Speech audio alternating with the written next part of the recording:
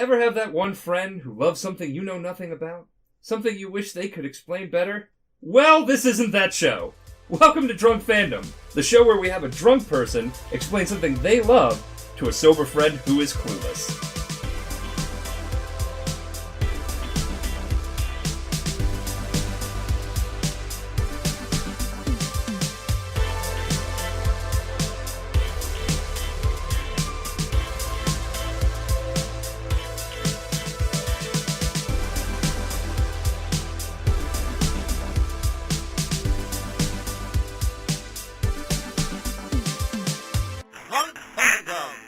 Drunk Fandom contains swears and other not safe for work content. Viewer and listener discretion is advised.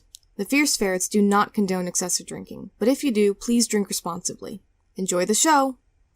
Hello, and welcome to Drunk Fandom. This is episode 5, Gwent and Tonic. I'm Wombat Baron, and I am here with Gideon the Grey Fox, who's going to be telling me a little bit about The Witcher. So, Gideon, what are you drinking tonight?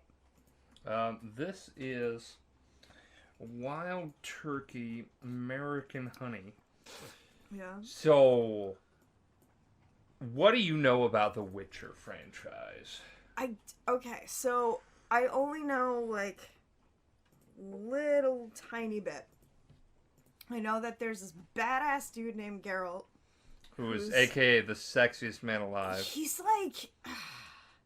His voice, man. Yeah, like, so fun fact, when you see a person's voice and you're like, that matches up, not the case with this dude. When you see this dude, like, if I showed you a picture... Yes, please. Oh, it's Doug Cockle. Oh, like the cockles of our hearts. That's his face. Yeah, no, it doesn't. It doesn't match up at all. He's this little white bald dude with no facial hair. You would imagine that man to have a beard. Like, at yeah, least. like... But you know what? He's a treasure. Because, fun fact, the world's most famous Geralt cosplayer, there's this guy, I don't remember his name. Oh, I know exactly who you're talking about. Because he looks just like Geralt of Rivia. Yeah, he goes by Mall Cosplay. Something like that, yeah. Yep. So, like, even, like, the Nendoroid people, I don't remember their company, Good Smile, actually incorporated him in their release video for the Geralt one. I remember you showed me that video. Yeah. So, at a convention, he was there, and he did lip syncing, and Doug Cockle voiced it behind him, and they had a little argument. Like, they were joking around. He was like, Doug, what did we talk about? I'm the face of Geralt. He's like, I'm the voice of Geralt. That's so good. It's like, all they need to do is fuse. Okay, so I know about Geralt. I know that Ciri is his adoptive daughter. And I know about, like, Yennefer and Dandelion. Like, I know, basically, like, I know roughly about a couple of characters. I know that Gwent is the card game. I know that, you know, like... So, fun fact, Gwent was actually named after a real-life card game. I didn't know. From the Middle Ages. I was wondering about that, like, where they would get that name from. Yeah. So The Witcher in itself is heavily inspired by European stuff. Mm-hmm. I don't want to say culture. It originally was written as a book series by a Polish writer. Uh-huh. I cannot remember his name. It's like... You know what? We're gonna look that up. Yeah, we're gonna look it up. So it's really sad because I don't really feel for this guy because he made a crucial mistake. It's Andre something. Who wrote The Witcher franchise? Yeah. So what happened was he wrote these books. They never really hit it, right? Yeah. Originally, there was a movie series. There was a made-for-TV movie series called The Hexer. Sapkowski. Yeah, right? So, like, he tried to get it to be something bigger, or the people, who thought, hey, man, it could be bigger, right? So what happens is CD Projekt Red, the people who make the Witcher game,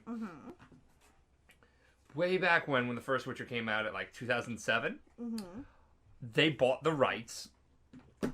I don't know how cheap or whatever. I don't know the whole story. But Andre over there, I don't like referring to people by their first name, but you know I can't pronounce his last name. Yeah. So Andre S, Yeah. the creator of The Witcher, is like, fine, yeah. He takes the check and he's like, good luck. You'll never really get anywhere with it. I didn't.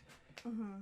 And then they made it into one of the biggest franchises in the world, and now you know like Netflix series, video games, card game, figurines, and he is not happy. I would live a life of exile if that happened. Oh yeah, to no, me. he's like, actually just bitter, angry exile. To my knowledge, he's trying to argue for more money now. Yeah, I mean, and like it's a whole big thing. I wouldn't blame him. For I that, wouldn't to be blame him honest. either, but like he's kind of like, and I love his writing style, but he's kind of like a sorry man if you're listening to this, but you kind of a butt sometimes. You gotta fucking tone it down. We're gonna get into that. Like yeah, there's a whole lot of stuff in his writing where he won't acknowledge it. He's one of those writers where there's no symbolism here. Mm-hmm. There was no meaning, and it's like there kind of is, buddy. Okay, so the books are a thing. Mm-hmm. And it's this weird thing because like the books are like the game is like says that the books are canon, but the books describe certain events differently, so you just gotta ignore the plot holes. Okay. Like what I mean like that by like they describe certain characters differently, but then when you get to the games they're like, here's that character. Who's that character? It's this one. Are you sure it's this one? Yeah, basically. Like it doesn't really matter if like Yennefer's teeth were slightly less crooked, and you know what I'm saying? Like it's slightly. Yeah, it's like it's one of those things that's like the like I can't remember which character, but they describe one character as having like dark brown hair instead of black hair, like in the games or vice versa, and like that's such a minor thing that everybody's like, what, fucking whatever. Yeah. So yeah, so okay, so the first thing we need to talk about, what is a Witcher? Let's go into the anatomy of the Witcher. A Witcher is a fucking mutant. Oh yeah, because of the eyes. Yeah, they they're do cat a eyes. ceremony or some. Yeah, shit, no. right? So what a Witcher? Okay, so it goes from this. At the beginning. Actually, I don't know if it's at the beginning, but at some point when like humans and elves and dwarves and all these other and gnomes and all these species, the elves, dwarves, and gnomes are known as the elder races, while the humans are the humans. So I guess the elves and everybody were before. Mm-hmm. And right, and so Yeah. there was eventually this event called the Conjunction of Spheres. And so what that... Yeah, I know, it's a weird fucking phrase. No, I smirked because I thought music of the spheres. You got into all this music of the spheres crap. I don't know what that's from. The Tick. The new one? Yeah. It's been a while. It's been like a year since I watched it. Yeah. That's like Terror's thing that he's into. Yeah, and okay. Link So, yells at him. that's yeah, another anyway. one. Yeah. So the Conjunction of Spheres is... I can loosely explain it. That's the whole point of Drunk Fandom. Yes. Is a You bunch nailed of it. fucking wizards think, let's just do some magic and shit. And then their wizard councils or whatever like, yeah. You know, finger guns, pew pew, magic missile, arcane missile. This isn't World of Warcraft. No, it's 3.5. No, it's 4.0. No, it's 5.0. We're gonna have an edition war, and everybody's fucking going crazy. Mm-hmm. But anyway, the Conjunction of Spheres was like this big event that happened that basically just invited monsters and other species from other realms. Mm-hmm. Like, when I say other realms, I mean like other planets. I was just gonna say, so like, was it a thing where it accidentally opened a portal to this stuff? Like, we're talking like massive amounts of portals, like creatures that were never on in this planet. Mm-hmm. Like the planet, I don't think is ever really named. It's just the continent they're on is named. So like, there's it's heavily implied like there could be other continents, but this is the continent. You know, like how like North America is North America and Europe is Europe. Yeah. But in Europe, there's Germany and then there's Britain and like that. So that's like that in this, but it's the continent. They're not aware of any other actual continents. Mm-hmm. It's a colony, not a colony. It's like a Renaissance setting. Okay, yeah. The conjunction of spheres opens up this portal, and monsters, other species, everybody just comes to this planet, and they're kind of like stuck. And they're like, "Oi, motherfucker!" What? Mm-hmm. Specifically, the vampires. Vampires are crazy in this setting. Like, we're talking crazy. I mean, it makes sense that they would be in this setting. Mm-hmm. I just didn't know that they were in this setting. No, they're in this setting, and they can shapeshift into humans, but their real form is like really right. bat shape. And there's a famous good vampire that we'll talk about. His name is never Regis. mind. I did know this. Fucking love Regis. Yeah. You know what his fucking profession was? He's a barber. That's amazing. Well, back in this era, barbers were also surgeons. Mm. Yeah. Would you like a little surgery with your haircut? No, thank you. Too bad. That's from Flapjack. Oh, okay. Flapjack. Whatever. Anyway, so all of these monsters come flooding through, and like, you know, these humans eventually, like, they settle on the continent. Mm-hmm. I don't know if it's implied that they're from like another continent, or they just, you know, migrated, and, you know, eventually they kind of like, "Hey, elves, fuck off."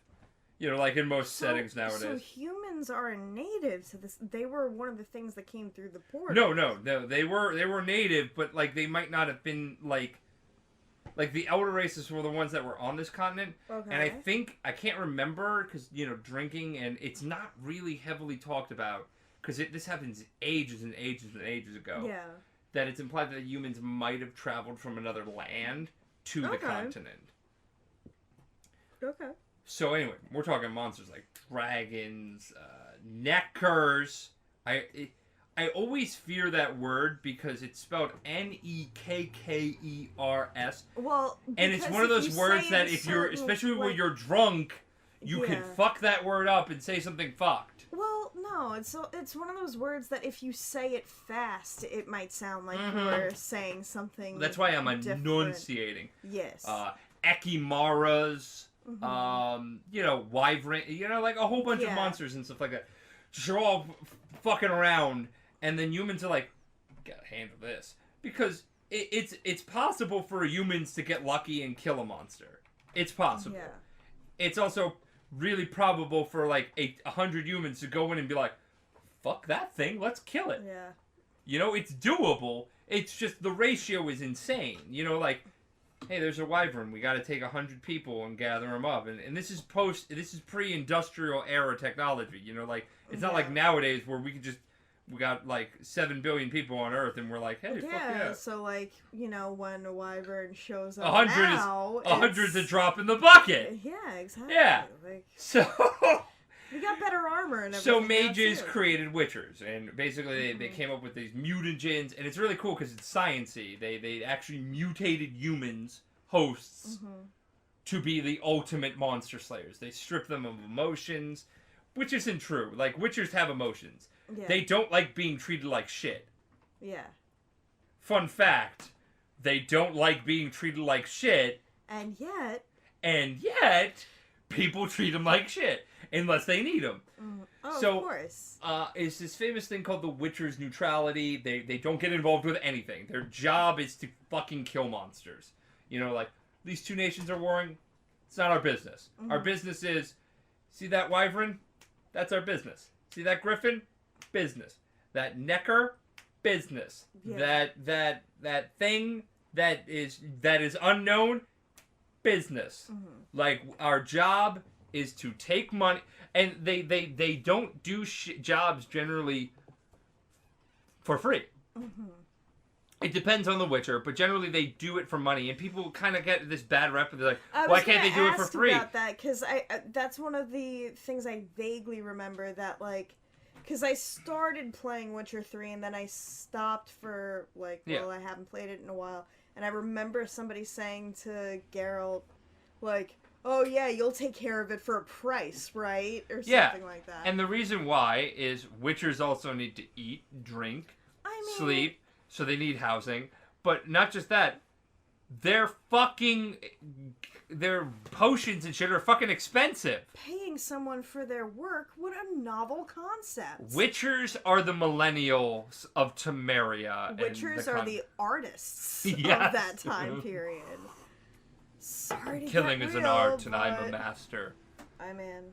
So, yeah, they basically need to do it for coin because they need to recoup their losses. Because, you know, in one of the games, you meet a Witcher who's like, they fucking tried to shaft me on my bill. Like, I spent like 3.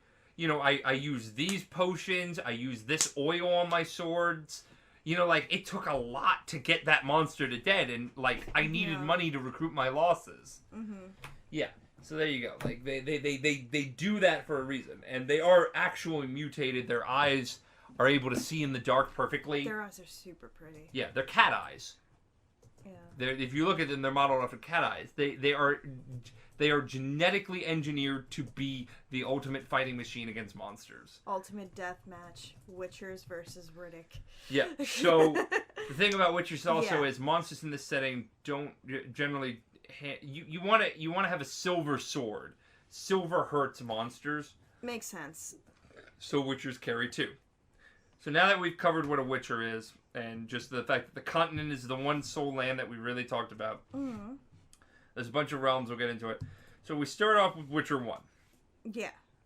Geralt of Rivia, the White Wolf. We're actually not starting off with Witcher 1, we're starting briefly before that, in one of the books. Can I And then ask the opening, you a quick question yeah. first? I'm sorry, because I wanted to ask and everything, but I also didn't want to interrupt. But, so these swords, you mentioned that, like, when you were giving the example, you said something about, like, these oils that I used for my swords. Like, what is that about? Because, like, Yeah, so in this setting, swords can be made of steel or silver, and they could also be made of meteorite fragments, like meteorites from space, which are generally really powerful. And the oils is like, you could have like a specter oil, right? And it's this alchemic combination of, you know, components that when placed and slathered on the sword and like you know, like make it nice and clean, this specific oil will do certain things for the sword. Like I said, a specter oil, or an oil that deals with specters, is that when you swing that silver sword through a ghost, it hurts it even more than it would normally hurt it. So, like, you know how, like, you sharpen a sword with a whetstone? Yeah. The oils are like a whetstone, but they're oily. It's more like magical in nature. It's alchemy. Okay. So, yes. we'll start off right before Witcher 1, because this is really important. I'm not going to get into the books. We'll do that for another Drunk Fandom podcast. Thank you. But there's a really important thing, because it's the first fucking cutscene in the first game. Yeah. It's what happens with Ada, who is the daughter of King Foltest of Temeria. So Geralt goes to Temeria, and he sees he's heard about this posting for a Witcher, or anybody capable of doing it, for like years. Okay. King Foltest allegedly had an incestuous relationship. Gross, I know. Relationship with his sister? Yeah, it was his sister. They had a child. Child was cursed. King didn't know why. The woman, you know... Well, maybe. Yeah. Grew into a Striga. Striga is this... That? It's a curse. In Witcher, like, you could get cursed for, like, the stupidest shit. Like, cross the street the wrong way, you're cursed! And you end up fucking doing weird shit and turn into a monster. Like, the setting is really bleak in some instances. So anyway. So, like, Striga. Imagine it like a giant fucking beefy panther without a cat face. But you know what I mean? Like on all fours, like roided out. And then it has like it's really hard to describe what it looks like, but a fucking monster. Sort of like a gargoyle without wings. Remember the gargoyles from that Keith David cartoon? Yeah. Just imagine them without wings and just on all fours and like elongated. Yeah. Cool. Yeah. It's horrifying. Yeah. So, you know, like, he wants to know what happens. And Geralt is like, I'll handle it. And the vizier, or whatever, the advisor is like, no, he won't. He's King Fortis. He's not gonna do it. He's a fuck face. And Geralt's like, I can hear you. I'm Witcher. I can hear a lot of things. I can hear like a mile away. I can also see in the dark. It's like a Witcher thing. You wouldn't get it. It's kind of our thing. Yeah, we don't. They also Witchers don't tell their trade secrets like at all because they're like ole money. Watto is a Witcher, confirmed. Like, you said that, and I bit my tongue. I was gonna make a midichlorians joke earlier. Yes. And then I was like, when you were like, yeah, they made it all science-y. And I was like, no, be good. Okay, so back on track. So yes. I can't remember the Vizier's name, so we're gonna call him Vizier Fuckface. Mm-hmm. So Fuckface, tries to talk Geralt out of it because Geralt talks to King Fotis, and Fotis is like, "Can you save my daughter?" And at this point, Fotis is, this is where the correlation with the books and the games gets kind of screwy because it's implied that she's had this curse since birth. So if she's had this curse from birth and she's been doing this shit where she's turned into a monster and then sleeping during the day as a person and eating people at night, she wouldn't have any intelligence. She would have like an infantile state. So but meanwhile in Witcher 1 you eventually come across her and she's the normal person. Like, I'm sorry, but like Renaissance fucking era, no matter how rich you are, you ain't fixing that fucking damage. No, So absolutely. magical bullshit. Oh, sorry. Right? So anyway, so King Fotis goes, can you save my daughter? And Geralt's like, I can try. And he's like, what do you mean? He's like, I can try.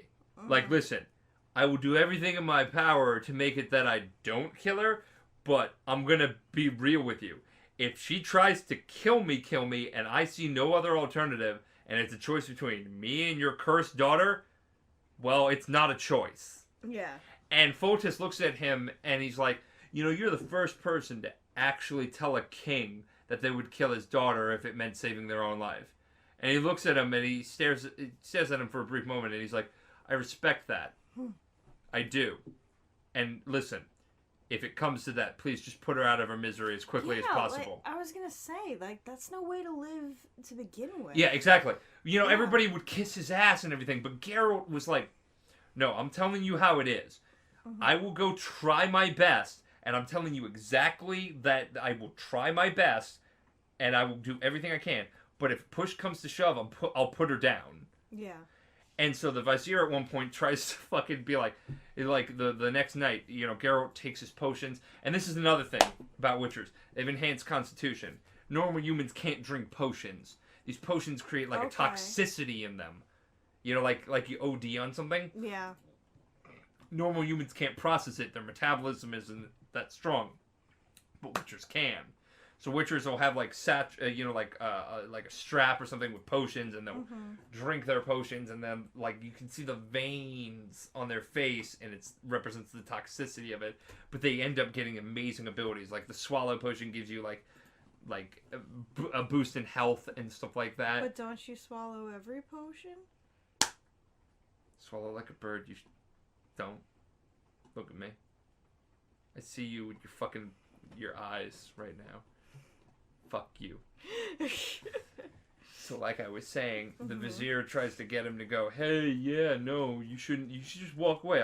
Here's some money. And Geralt is like, no. And the Vizier tries to attack him, and Geralt beats his ass and then sets him up. And the guy wakes up in the crypt of the Striga. And he's like, where are we? And Geralt's just like, shut the fuck up. I'm oiling my sword. He's like, can we talk now? Quiet, I'm oiling my sword. That's hot. Oh, God. Yeah, no, I'd oil Geralt's sword. Yeah.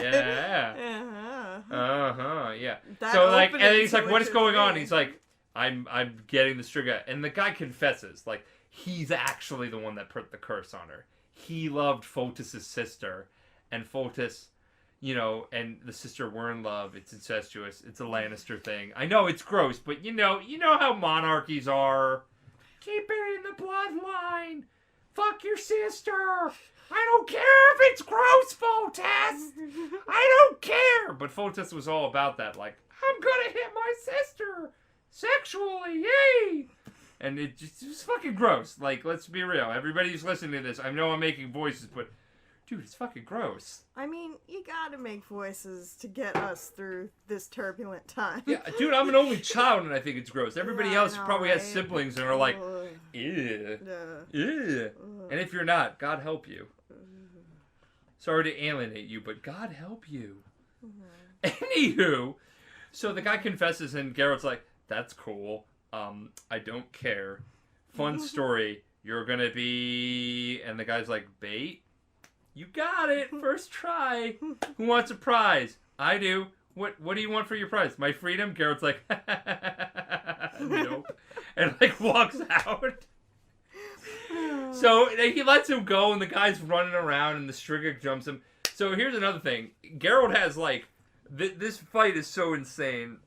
Geralt just beats the shit out of this poor woman while she's in her Striga form. He's got like silver-studded gauntlets and he's like fucking punching her and shit. Because he doesn't want to kill her with the sword. And the way that you break a Striga's curse is every night before they have to, like a vampire, like they have to go back before the day. They have to go back to their sarcophagus. And so he basically went into her sarcophagus and then like weighted it down and he just kind of like waited there all night and he's like, yep. Witches don't need to sleep. They can meditate. And so he basically just meditates for like 12 hours. And then she wakes up, like she's asleep in her human form. He broke the curse because he slept in her sarcophagus before she could return to it. But the problem is Strigas are like giant panther things. So, like, what did she do? Just stand there like, oh, I don't want to No, be rude. she kept trying to fight him, but he kept punching her with the silver stuff and smacking her with silver, that she just ended up going away. And, like, then when she realized that it was time to go to sleep, she tried to go back to her sarcophagus, and he was already in there weighting it down, so... I mean, if you tried to go to sleep and Geralt was in your bed...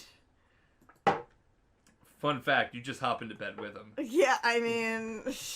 Yeah. Then that's just the thing that's happening. So there you go. That's the big thing, because... And I go into detail with this because it plays a big part in the first game. Yeah. So first game. Geralt is amnesiac. The other Witchers of Kaer Morhen find him. Eskel, Lampert, Vesemir, and Leo, who's not an official Witcher yet. He hasn't undergone the Trial of Grasses.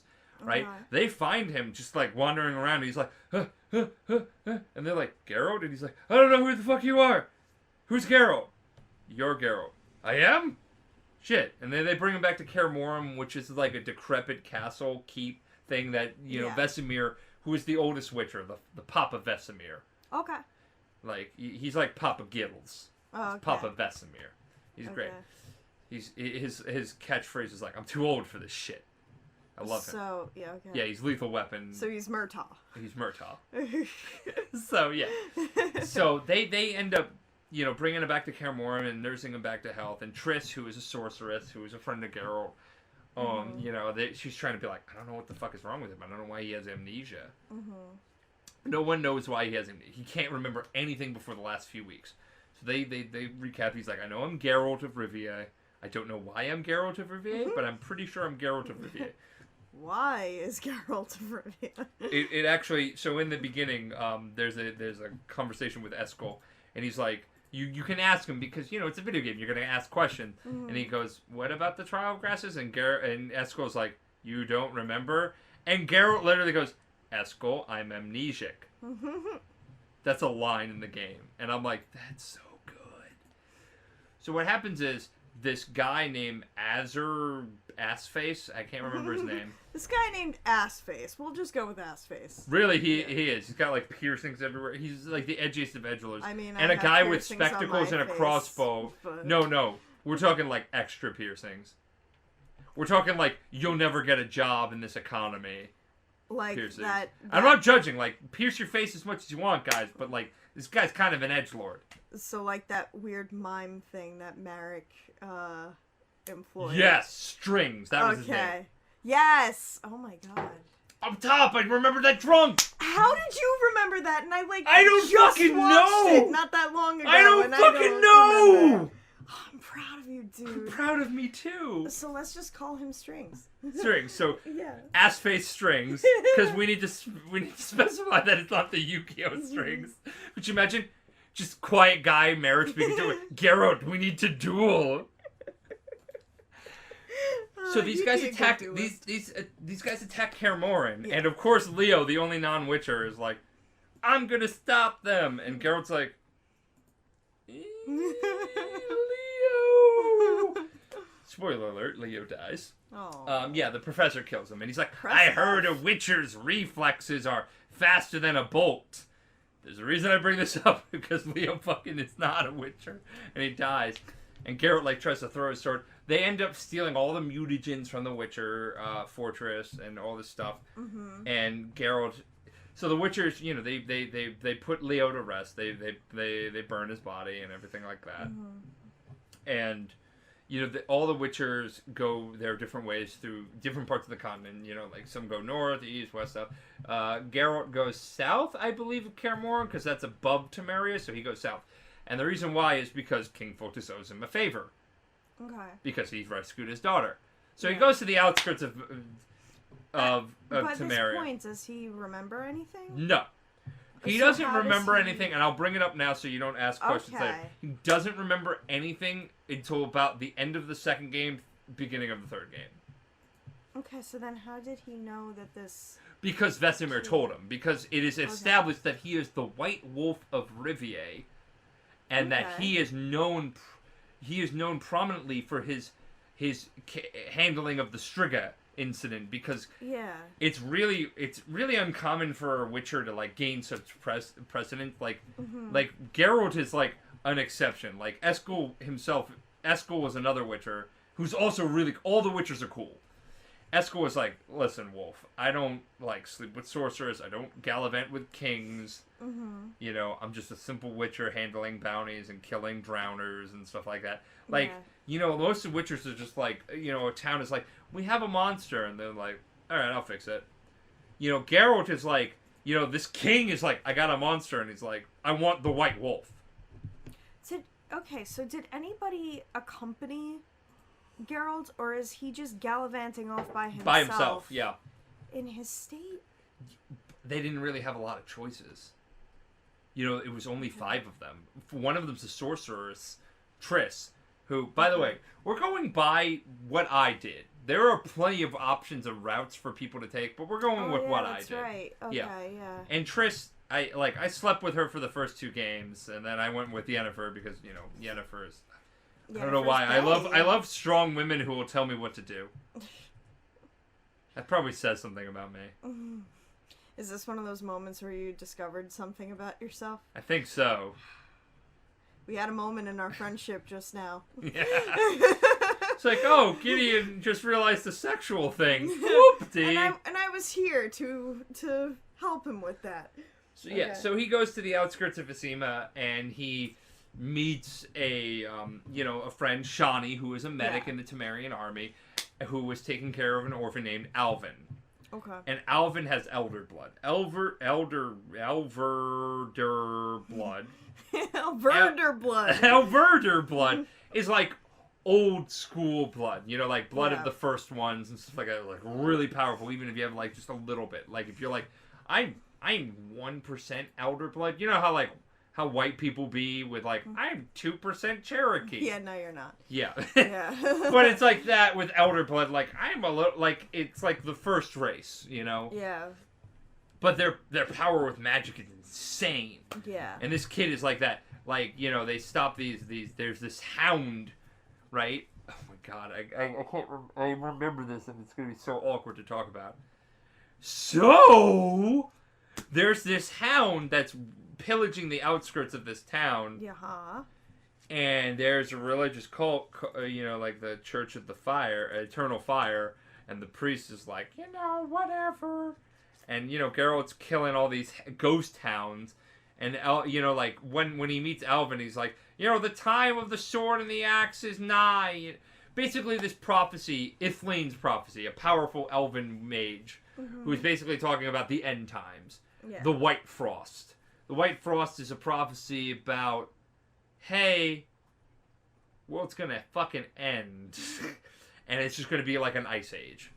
I mean, that's why the have White Frost. prophecies like that every couple of years. Yeah, just a little bit of prophecy there, right, lassie?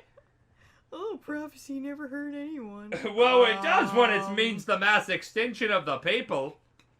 Yeah. Oh. Sorry, I'm practicing my dwarf Scottish accent for Starfinder. It's like the one I can do. I'm not a talented voice actor.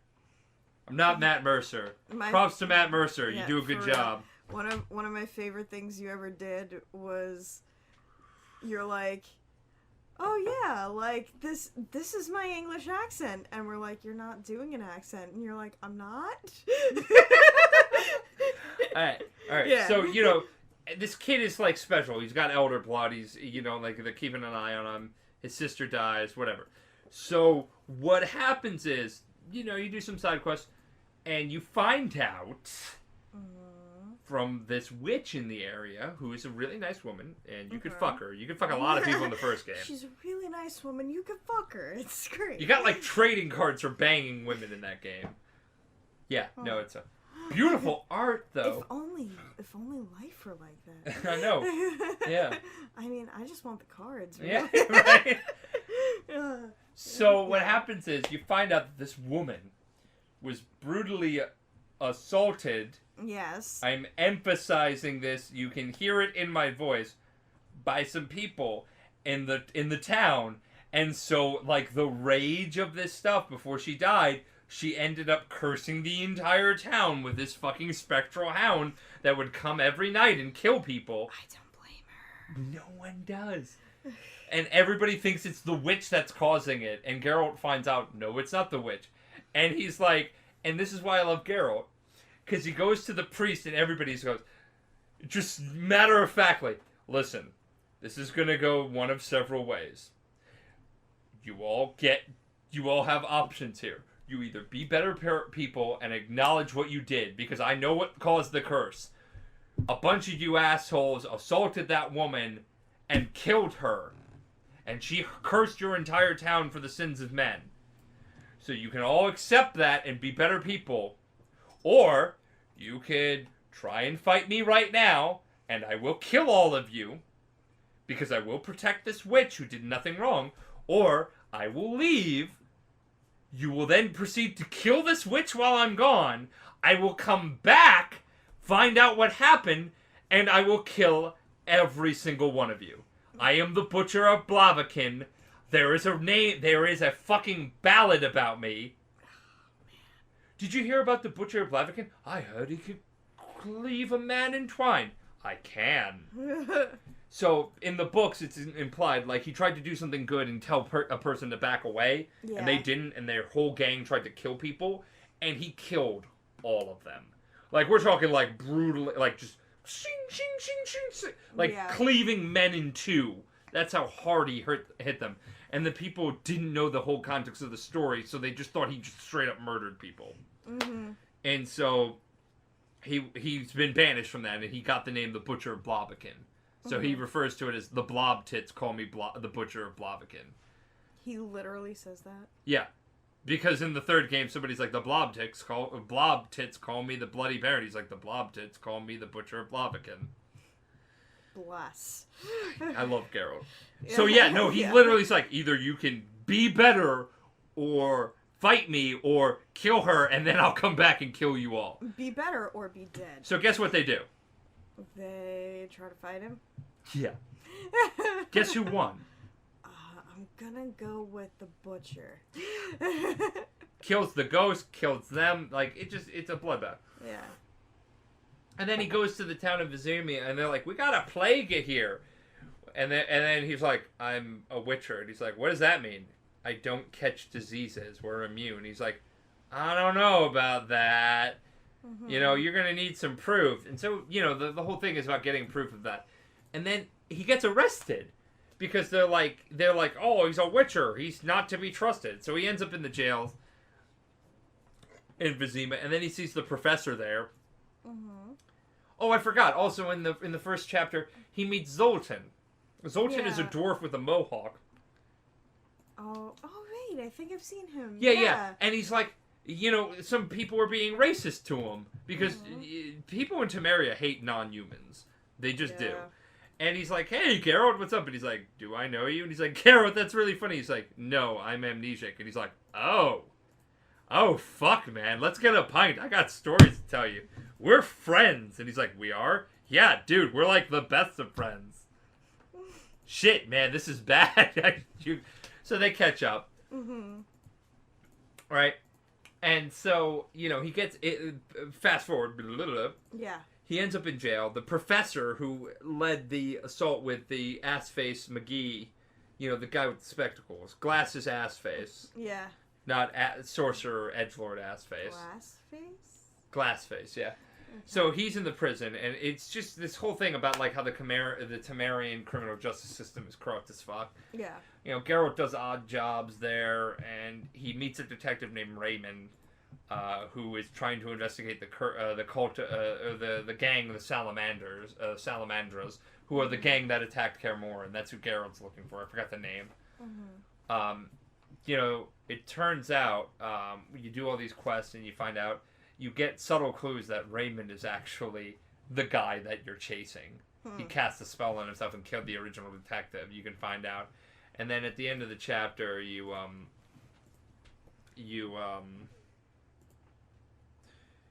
confront him at this place of power, and he's like, "Oh, I'm Raymond," and then Geralt's like, "Yeah, fuckface, I know you're not."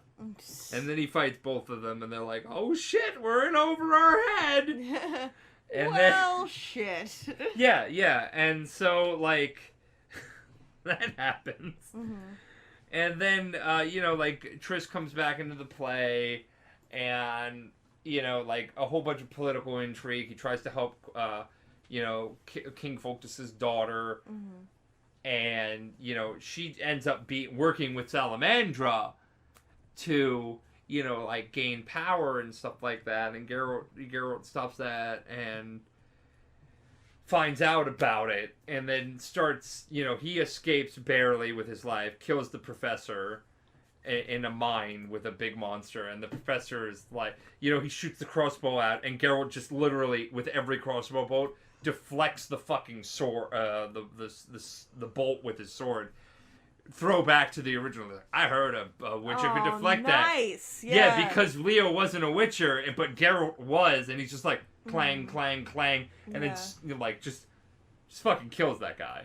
I forgot to mention that during this game you side with either the Order of the Flaming Rose, which you meet a guy in the sewers. Okay, so I forgot to even mention how he gets out of the jail. There's a monster in the sewers, a cockatrice, and the guards are like, "We need someone to fucking kill it. You'll get your freedom." And Geralt's like, I'm a Witcher. I'll fucking do it. And this other guy's like, "I'll do it." And he's like, "Your name is Bob, and you're a dumb fuck." I'm Spartacus. No, you're not. So he meets a guy from the Order of the Flaming Rose. They're a bunch of humans who will do Witcher work for free, but they're not as effective because, Witchers are badass. But they do get some stuff done. And then there are the Scoia'tael, which are elven and dwarven guerrilla fighters who are fighting for their freedoms. Because Temeria is super racist against non-humans. Yeah. Like, I can't even stress that. Like, man, my day is getting ruined. Must be those fucking elves! Like, that level, like we're talking, like, full-on, these guys they just hate non-humans. It's bad. So anyway, that's basically the thing. So chapter 3 goes, you find more out about the fucking assholes from Salamandra. You find out that King Foltest's daughter, while he's away at war and stuff like that, and while he's away at dealing with stuff, is running things in his stead and working with Salamandra for more power. Good for her. Yeah. She tries to kill Geralt, and then, Triss teleports him and Dandelion, because Dandelion's back in. Dandelion is his best friend. He's a bard, a poet. He is awesome. So they end up going to the outskirts of Vizima. They handle some stuff. Geralt meets the Lady of the Lake, who, by the way, canonically, is the same Lady of the Lake in the King Arthur story. She travels between worlds. Oh. Nice. Yeah. She's also super hot. Of course she is. I mean, come on. Well, she's not like traditional. She's like green skin. She looks like a mer woman. Mm. By the way, as Geralt, you could still hit it. I mean, yeah. Guess who hit it? I fucked the lady in the lake. So, did you just fuck anything with a pulse that would let you fuck it? In the first game, yes. I fucked everything. Yes. Like that second part is important, people. That would let you. In the second game, you only had like a couple of relationship options. Yeah. Yeah. So anywho, in chapter 5, you return to Vizima and like it's on fire, like the Order and the fuck. This isn't how I left it. The leader of the Order, the leader of the Order of the Flaming Rose is causing shit. Folks is like, I need someone to fix my kingdom, and like Geralt's like, why are you all looking at me? And he's like, you're kind of good at this, and he's like, Geralt's like, I want a lot of gold. And Folks is like, sounds good, man. Yeah. So basically, you stop like civil I got a lot war. of gold. You stop civil war in Vizima. Yeah. The curse reenacted from for Ada. Aww, Yeah, but Geralt broke it again because Why someone did did the same shit. They cursed her. Turns out the leader of the fucking Order of the Flaming Rose is a human name. I can't remember his name. Let's just call him Doug. Doug the douchebag. Doug the douchebag. Which, by the way, Doug the douchebag Yeah. heavily implied that he's actually Alvin, the kid. Really? So the kid disappears at one point. It's implied. Yeah. It's implied, and it's further illustrated in the third game, that this fucker time traveled. That the Elder Blood allowed him to time travel through time and space. He saw what was going to happen to the world with the White Frost, and came back, did everything that he could to do to prevent it. But he was a racist asshole the entire way. Okay. Like, he basically... the Order of the Flaming Rose is what funded the Salamanders. They basically took the mutagens because they wanted to create a human hybrid that was perfect and able to survive the White Frost. You end up fighting, the Grand Master of the Order of the Flaming Rose in, like, this, dream world where, like, the White Frost happened and everything is just like an ice age. And, Geralt kills him, and it's this powerful scene. Like, Geralt grabs his silver sword and, like, stands over his body. He's like, that sword's for monsters. And Geralt goes, I know. And stabs him. I mean, fuck yeah. Yeah. Like, it's so corny sounding, but it, like, in the moment. But it doesn't. It doesn't sound corny at all. It's like... So let me tell you about Witcher 1. Yeah. Like, overall, because, Dandelion, is there for him the whole time. And then and I'll go to the epilogue. But... gameplay-wise, it's shit now. It has not aged well gameplay-wise. Yeah. But story-wise, it's still good. Yeah. So anyway, at the end, the epilogue of it leads into the second game. Each game leads into whatever. The first two games lead into each other. So basically, Geralt gets his money. He's about to walk out. And he just kind of like feels off. Mm-hmm. And he looks around and he notices one of the guards is dead. And he immediately rushes back to Foltest, and there's an assassin. And the assassin is just, like, so super agile and everything like that. And Geralt, is fighting him and everything like that. And then Geralt grabs the fucking gold on his pouch and throws it at the assassin, who is in mid-swing, and the gold goes flying everywhere. And Geralt cuts off his arm. And the guy just starts bleeding to death and everything. And Geralt and Foltest are looking at him. And Geralt kind of, like, just takes off his mask and finds out that the guy's a witcher. I was gonna go, is this guy a witcher? So in the second game, it's called The Assassin of Kings. You're Geralt, and you the beginning of the game, you're in a prison. Okay. So it turns out that the leader of the Temeria Special Forces, Vernon, a.k.a. Bronin Roche. Vernon Broach, a.k.a. your bro, Vernon Roche. Like, this guy's awesome. Okay. Like, there's a lot of spy stuff in this stuff.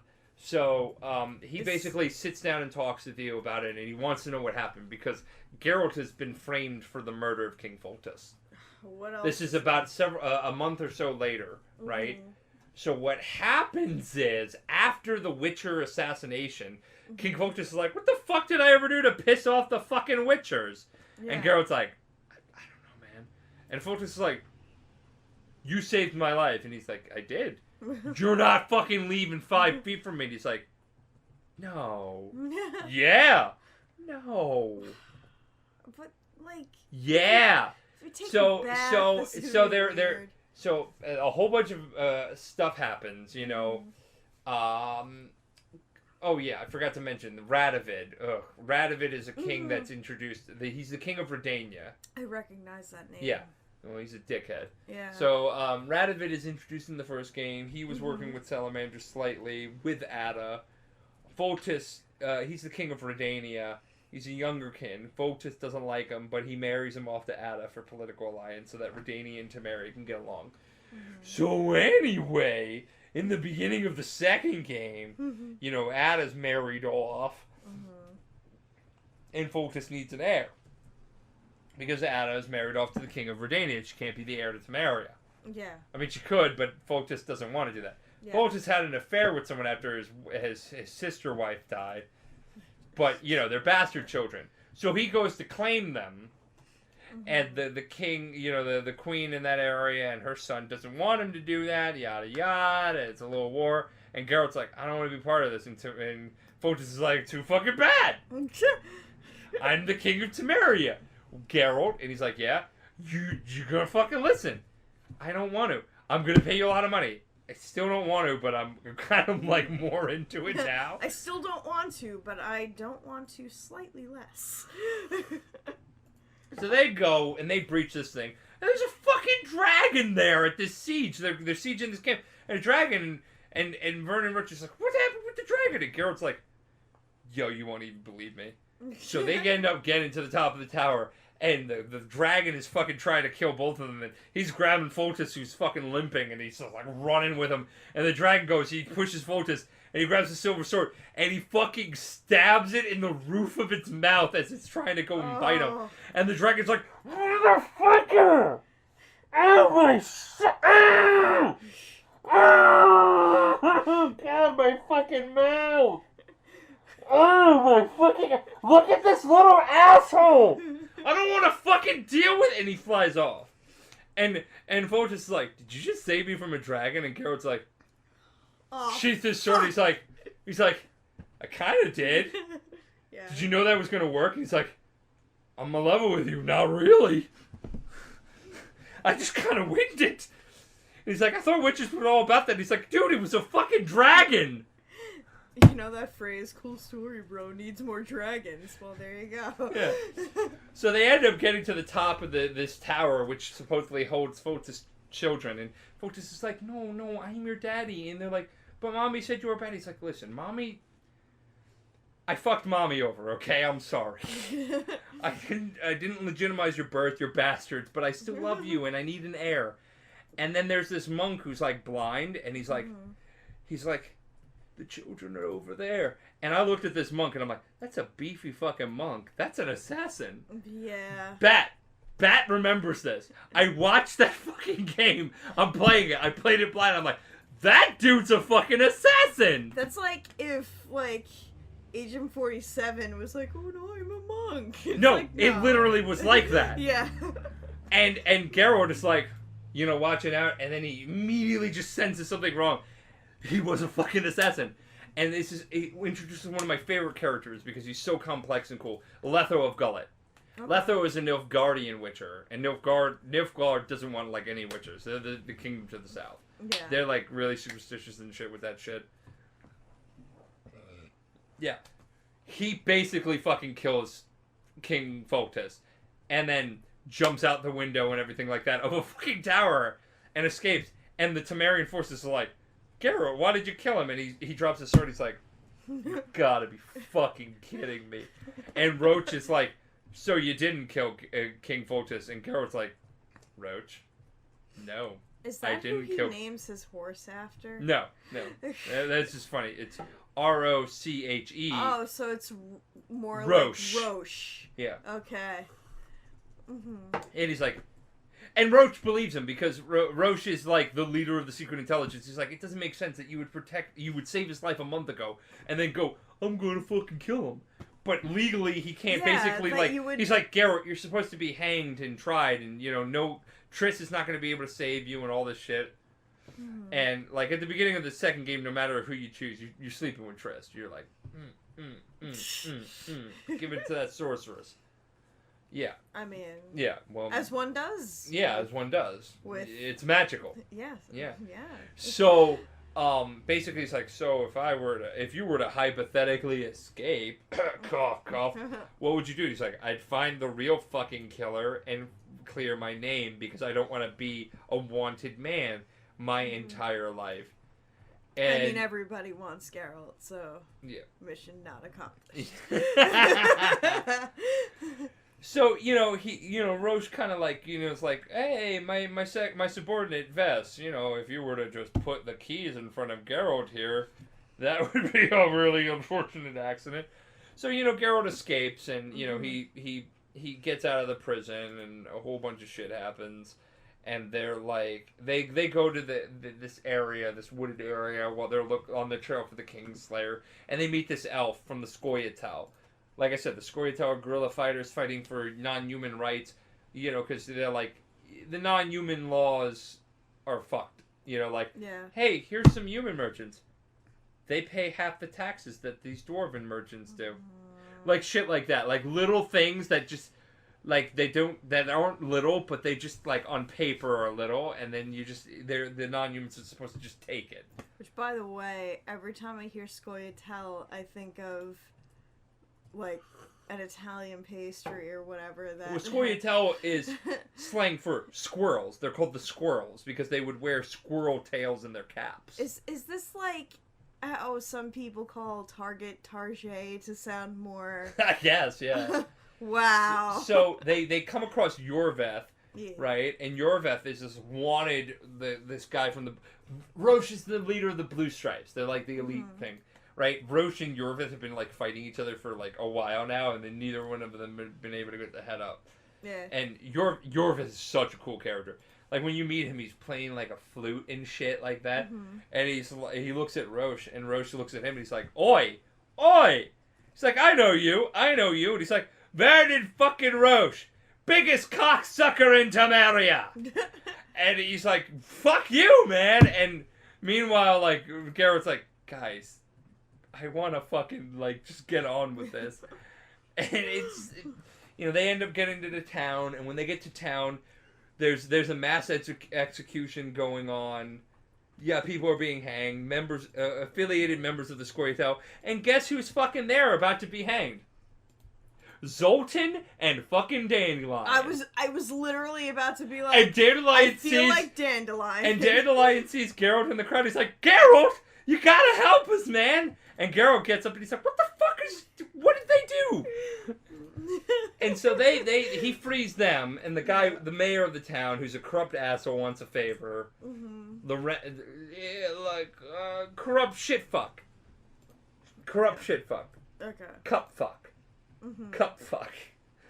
So, he talks to Dandelion and Zoltan, and they're catching up, and he's like, "So what the fuck happened?" He's like, "Well, we were in Mahakam. Zoltan was going to get married, and his future father-in-law thought he was involved with the Scoia'tael, so he canceled the wedding." And Zoltan's like, "I was about to fucking get into the blessed bliss of wedding matrimony, and this fuckface just fucked it all up. We're having a bachelor party, and then I found out, oi, you gotta leave my fucking Mahakam."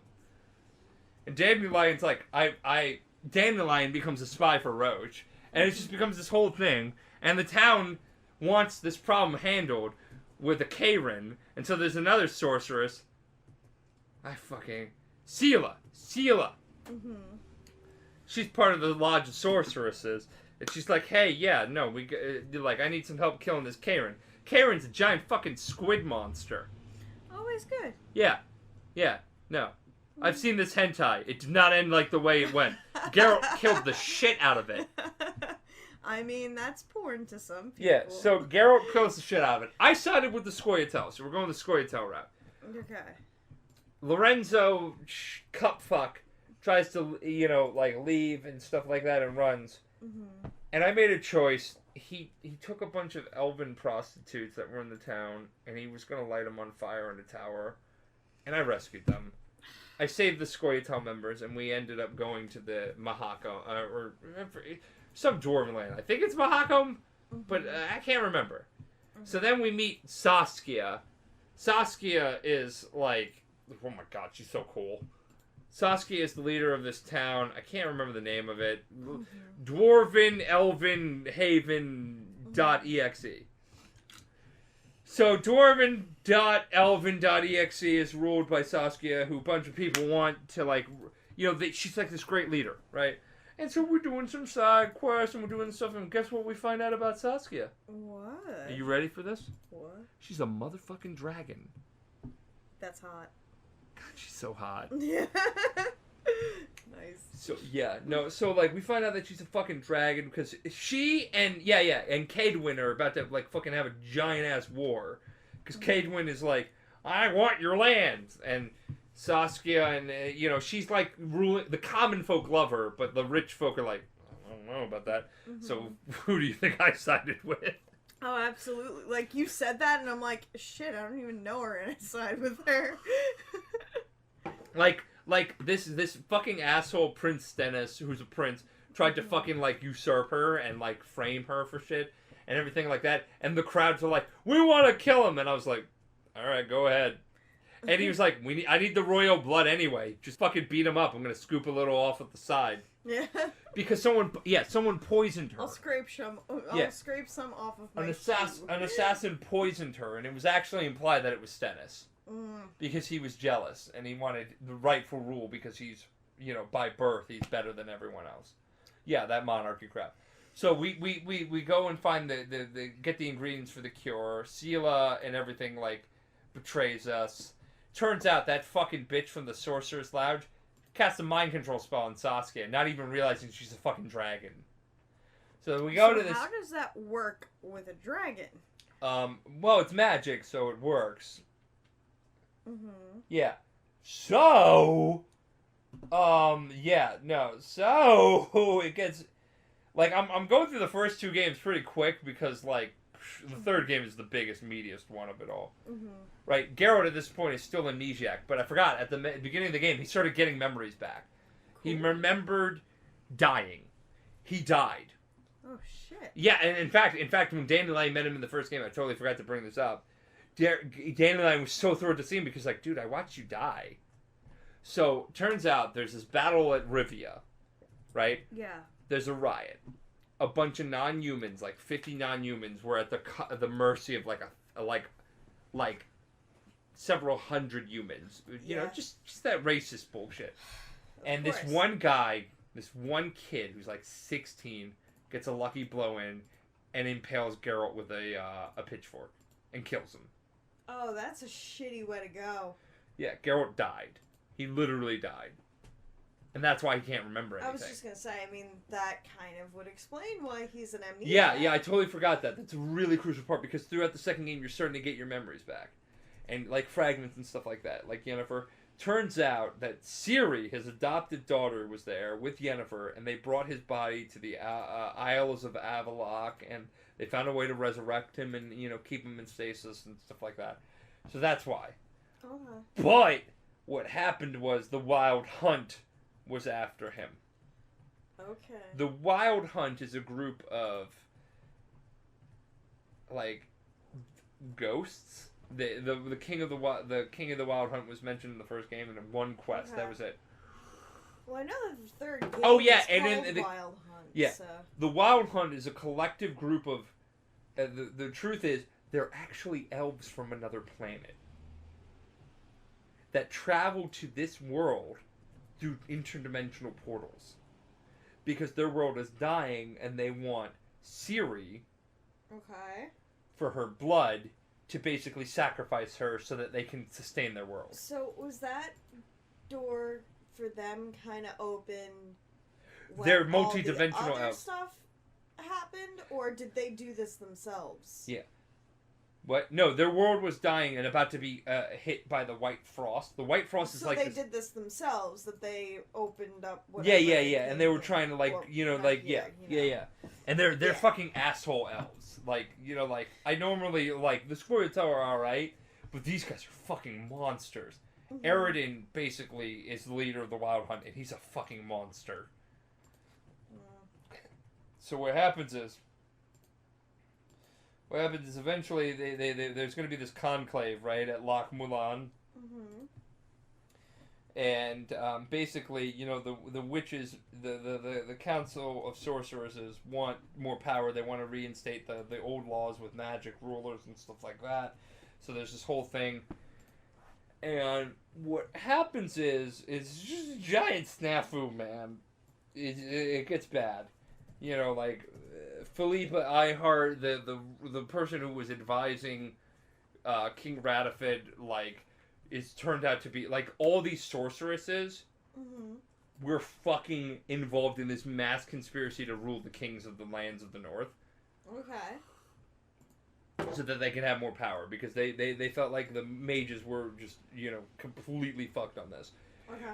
So, fun fact, the kings didn't like that. They didn't like being manipulated like that. And Philippa Eihart, the leader of the Lodge of Sorceresses, he gouged her eyes out. Oh, I know. Yeah, okay. She has no eyes. Yeah. In the third game, she wore a wrap around her. Her familiar, she could turn into an owl. She was really cool. Yeah. So, like, you know, there's this council and everything like that, and all this comes to light. It turns out that Letho of Gullet is, you know, proven to be the King Slayer, the one that's been killing all the kings in the north, and the people that hired him were the Lodge of Sorceresses. Funner fact, that's a ploy. The real people behind all of this mess of the Assassins of Kings of the North was Emperor Emir of the Nilfgaard Empire. He basically set the fucking Witcher up to infiltrate the Lodge of Sorceresses so that they would want to kill the king so they could get more power. Yeah. Yeah, he set everything up. It's all Nilfgaard's doing. So basically, Saskia's still mind controlled. I, as Geralt, fight Saskia, break the mind control. I talk to Philippa Eihart, right? I give her a chance, and she tells me that the answers that I'm seeking, especially with Ciri and everything, are with Yennefer, and Yennefer is in Nilfgaard. So, how did... like I said earlier, I knew that Ciri was his adopted daughter, but how did that happen? Like, how did that come to be that he adopted her and all that? Honestly? Yeah. Okay, so I'll go into this briefly in I'll go into it more context. He broke a curse from her mother and her father. Her father is Emir. Her mother is Parvati, the princess of Sintra. Okay. Right? He broke a curse because of true love, yada yada. True love is strong enough to break curses, yada yada. Right? Mm-hmm. I don't remember the context here because I haven't finished all the books, but basically... Wait, Emir? Yeah, Emir. The Emperor of Nilfgaard is Ciri's dad. That's what I thought. Yeah. Yeah, oh shit. Yeah. Yeah. The plot fucking thickens. Oh, dude, it gets way worse. It becomes a soup. Yeah. Or a stew. So because of that, you know, like years down the line, so basically, Ciri is a child of fate. Okay. Certain things are just like orchestrated, like the fates themselves are gonna fucking make this happen. Ciri is one of those things. Geralt was involved in that. Years later, not even remembering the vow, right? After breaking that curse, there was a vow. They were like, "What do you pledge?" He's like, "I pledge your firstborn child to the Witcher, so that we may have a new Witcher." He asked that. Years later, he met Ciri by chance by rescuing her.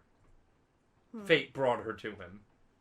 That's kind of beautiful. It is. Oh. Yeah. And sorceresses are sterile, so are witchers. So Yennefer and him adopted her. Oh. Yeah. That's nice. So anyway. Yeah, so that's the Wild Hunt. And at the end of the game, it's revealed the Wild Hunt, you know, he gets his memories, and he's like, Letho, he's been chasing Letho throughout this whole thing, and Letho is like, "You remember now?" And he's like, "I do." He remembers Letho actually helped him find the Wild Hunt. He had been searching for the Wild Hunt prior to his amnesia, because the Wild Hunt had been hunting Ciri for years. Okay. Because she's the key to their salvation. Is that why? He saved Letho from a Slicerd. It's a giant snake. It's a giant snake, winged snake monster. Oh. Yeah. Letho and him, what happened was, it looked like all was lost. They had Yennefer, and Geralt goes to Eredin, and he goes, take me instead. And Eredin was like, that's exactly what I wanted. Eredin converted Geralt into a rider of the Wild Hunt. That's why he has amnesia. He was, for a brief period, a member of the Wild Hunt. Yennefer also had amnesia, and Letho and his crew took care of her. Eventually, they ended up in Nilfgaard. They were caught. Emir recognized Yennefer and basically set all these things into motion. He promised Letho, hey, I'm the Emperor of Nilfgaard. What do you want? I need you to do some assassinations. And he's like, I want a school for the Witchers of the School of the Viper. Witchers are based off animals. School of the Wolf, the Viper, the Bear. Oh, that explains why Geralt is... It's the White Wolf. White Wolf, yeah. Because not all Witchers go gray, but when he did the Trial of the Grasses, his hair just went white. So, real quick, and I had a question before, but I want to ask this first, because you keep mentioning the Trial of the Grasses. What is that? Like, what does So that they actually entail? talk about it in the third game, but the Trial of the Grasses is basically an alchemic production where after a young boy, probably like between 13 and 16, is submitted to a bunch of fucking alchemic potions and stuff like that to mutate themselves. They're exposed to mutagens. They have like an IV put in them with like archaic like copper IV tubes and stuff like that. Most people don't pass the trial; they die. Yeah. But if you do, you're a Witcher. Cool. You're put in this like bed that has like restraints in it, and like like you're in an insane asylum or something, and you're just it's extremely painful and it's hard to pass. Would you do that personally? Would you go through it to see if you could be a Witcher? Would I? Like, I don't know if I could be a Witcher. That'd be cool if I was. Yeah. And quickly, the other question I wanted to ask you before, but I didn't want to interrupt you. So, you said that at this moment, Geralt kind of retains, like, remembers stuff. Is that why in the beginning, or at least in the beginning of the third game, like, it's a lot of flashbacks and stuff? Like, and, like, I remember the tutorial is a flashback and stuff. Oh, okay. So that makes a lot of sense then. Yeah. That's kind of cool. So we're not even in the coolest part. Cause, Okay. like, so this is what I did. So at the end, like, you fight Saskia and you break her from her mind control and everything like that. Philippa runs away because she's being chased by Radovid. And, you go to Saskia and she's like, I owe you a debt of gratitude. And Geralt's like, I mean, we're good, man. We're good, fam. And, her dad was another powerful dragon, and she's like, he questions, he's like, why did you do all this? And Saskia's like, because I want to make the world a better place. Like, I believe I can make change, and, people knew my real form. Fuck it. Like, I just believed I could make a real change. Like, the second to last boss of the game is a fucking dragon. The last boss is Letho. You don't have to fight him, though. So basically, this is this beautiful scene. Like, all the magic users this isn't beautiful. All the magic users at the Conclave are fucking murdered brutally by Radovid and the Redanian forces. But there's Letho standing and thing, and he explains everything that happened, like the motivation, all this jazz. And he pulls out a bottle of vodka, and he goes to Geralt. There's enough for a couple of swigs. And, Letho tells, like, one of those cool things. He's like, no one ever really thought I would be the assassin. They look at me, and they see his arms are like tree trunks. He's a big dude. Yeah. He's like, they look at me, and they see a dumb brute. Letho is fucking smart. Yeah. And so it's like a Bane type situation. Oh, God, yeah. He's like Bane. That's why I love him so much. Yeah. So, he's like, there's enough for both of us here. And they share a bottle of vodka. And he goes, I didn't want to involve you in any of this. You saved my life once, Geralt. I don't want to fight you. But I will. Yeah. If you go down this road, I will. And me, I was like, I'm not going to hurt him. He's my boy. That man's a treasure. Letho's great. Mm-hmm. You can actually recruit him in the third game. That's cool. Yeah, there's a mission where you recruit people. So, you know, like, I let him go, and it turns out that Nilfgaard was doing all these assassinations to basically soften up the North, because after the first war with the Nilfgaard, the North won by basically taking all these little kingdoms and combining into one, you know, unified force to fight Nilfgaard. That's how they won. In this third game, they're basically winning the war. And it starts off with Geralt looking for Yennefer. Mm-hmm. Right? And he finds out that she's with Nilfgaard, so he's heading south, and he's, you know, following her trail. And he goes to, like, this town called, like, White Orchard, and he meets a guy named Gaunter O'Dim. Okay. Who's, you know, talking about Yennefer, and he's like, how do you know her? And he's like, everybody knows about Yennefer of Venenberg. Mm-hmm. And it, like, oh my god, the throwback here, because Gaunter O'Dim is a big deal. Okay. But he looks like just a homeless vagrant. I mean, same though. Well, when I tell you about Gaunter O'Dim, you're gonna be like, what? Not about the big deal part, about the looking like a homeless vagrant part. Yeah. So basically, you know, the White Orchard, Yennefer eventually finds him. He handles with a fucking, like, griffin. He does some stuff with Vesemir, and Vesemir, he's like, I'm gonna go back to Kaer Morhen and you know, fix it up. And Geralt's like, yeah, you've been doing that for, like, fucking 40 years. I'm sure it's really gonna pay off now, old man. And Vesemir's like, fuck you! Sonny, you millennial shit. And so they end up, he's like, you know, the Emperor of Nilfgaard wants to talk to you. And Geralt's like, oh yeah, the guy who wanted to fuck his own daughter and marry her. Yeah, that's cool. I really want to talk to him here. What the fuck is up with everybody in these games? Because she has elder blood, so fucking her will create the perfect child. Yeah, your look right now, that's how I felt. So the Wild Hunt attacks, they end up going to Vizima, which is Foltest's old fucking kingdom, and Emir's there like, ha ha ha ha ha ha, I took it over, suck it Foltest, yeah. And yeah, and Geralt is like, the fuck, man? He's like, I want you to find Ciri, and he's like, I would have done that without you asking, and I'm sure as fuck not gonna do it for your benefit. He's like, you'll be handsomely rewarded. He's like, you know that I'm not gonna fucking even take your money for this. You asshole, she's more my daughter than yours.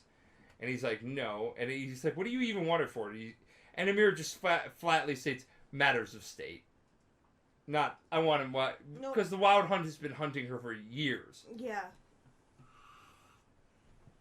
She can actually teleport between time and space. It's heavily implied that she at one point teleported to the Cyberpunk 2077 universe. That is fucking amazing. When you find her, she eventually tells you about a world that she traveled to, where she described cars and flying machines and stuff like that. Yeah. So, you know. So he's basically going to her tracks, and he ends up going to, I can't remember her name. It's not White Orchard, but it's an area near Novigrad. And he meets the Bloody Baron, and the Bloody Baron is like Santa Claus. Everybody loves him until they find out that he was a wife-beating asshole. Yeah. Yeah. Wait, was Santa Claus a wife-beating asshole? The world may never know. Oh God, Santa. I mean, let's just think about this, for example. He exploited elf labor. Santa's not all good. I mean, no, they could have been unionized. Were they, though? Okay, but... Let me put it to you this way. Do you think that parents will stop to explain the whole thing about unions and whatever, or do you think that they'll keep it as magical as possible? I'm champ with that. Anyway, okay. So you know he's basically trying to track the trail of where Ciri was, and the Bloody Baron actually found her. Mm-hmm. He talked with her, so he wants him to find his wife and his daughter. Okay. His daughter's in Oxenford. His wife is fucking crazed out of her mind because she ended up making a deal with these fucking women called the Crones. The Crones of Brookback Bog. Don't ever trust the Crones of Brookback Bog. I mean, I pieced out at Crones, so... No, they're monsters. They are fucking awful people. Yes. So a whole bunch of shit happens. He ends up, being a better. He basically beat his wife so hard she and her fucking daughter left, and Geralt finds out, and then you find out that her wife had a miscarriage, and the baby ended up becoming a fucking demon called a botchling, and so they did this whole ritual to make it into a lover king. Botchling sounds terrible. Oh, it doesn't look better.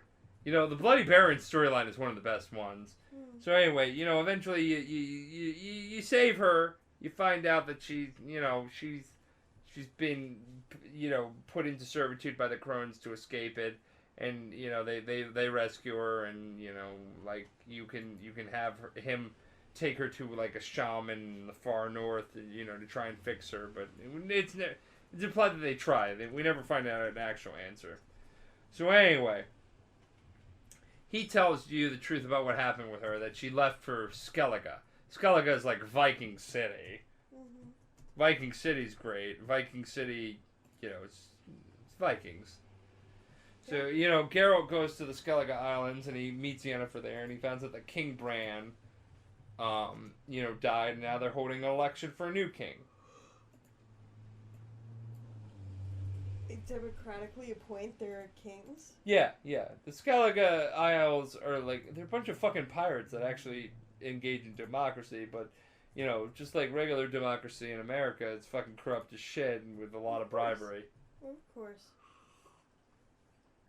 So, Geralt, goes talks to some people, he talks to Yennefer, finds out where Ciri was. Ciri, oh my god, Ciri, ended up disappearing, but she was with Avallac'h the Sage, and then apparently there was this guy named Uma. Uma was a servant of the fucking... Uma Thurman? Uma is this little gremlin thing that's roughly the size of Jen. Aww. Yeah. Ugly little thing, too. No, I'm gonna Google it, right? You're gonna see it and you're like, what the fuck? No, not Uma Thurma. Mm-hmm.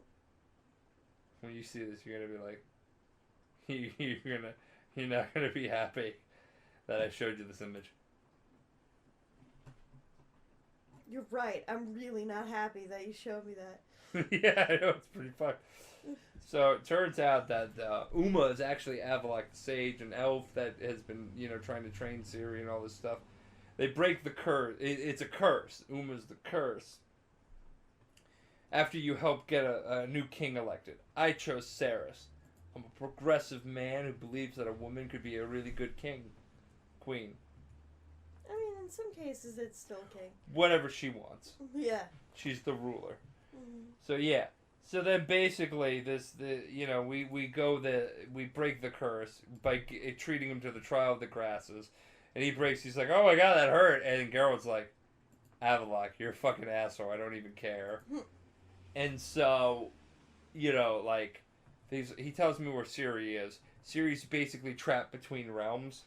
I find Ciri, and, Geralt finds Ciri, and she's dead.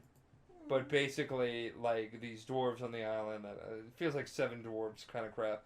You find Ciri's essence, and she comes back, and she's like, what up, dog? And Geralt's like, what up, girl? And they have a hug out, and then she teleports them to, Kaer Morhen, and they set up a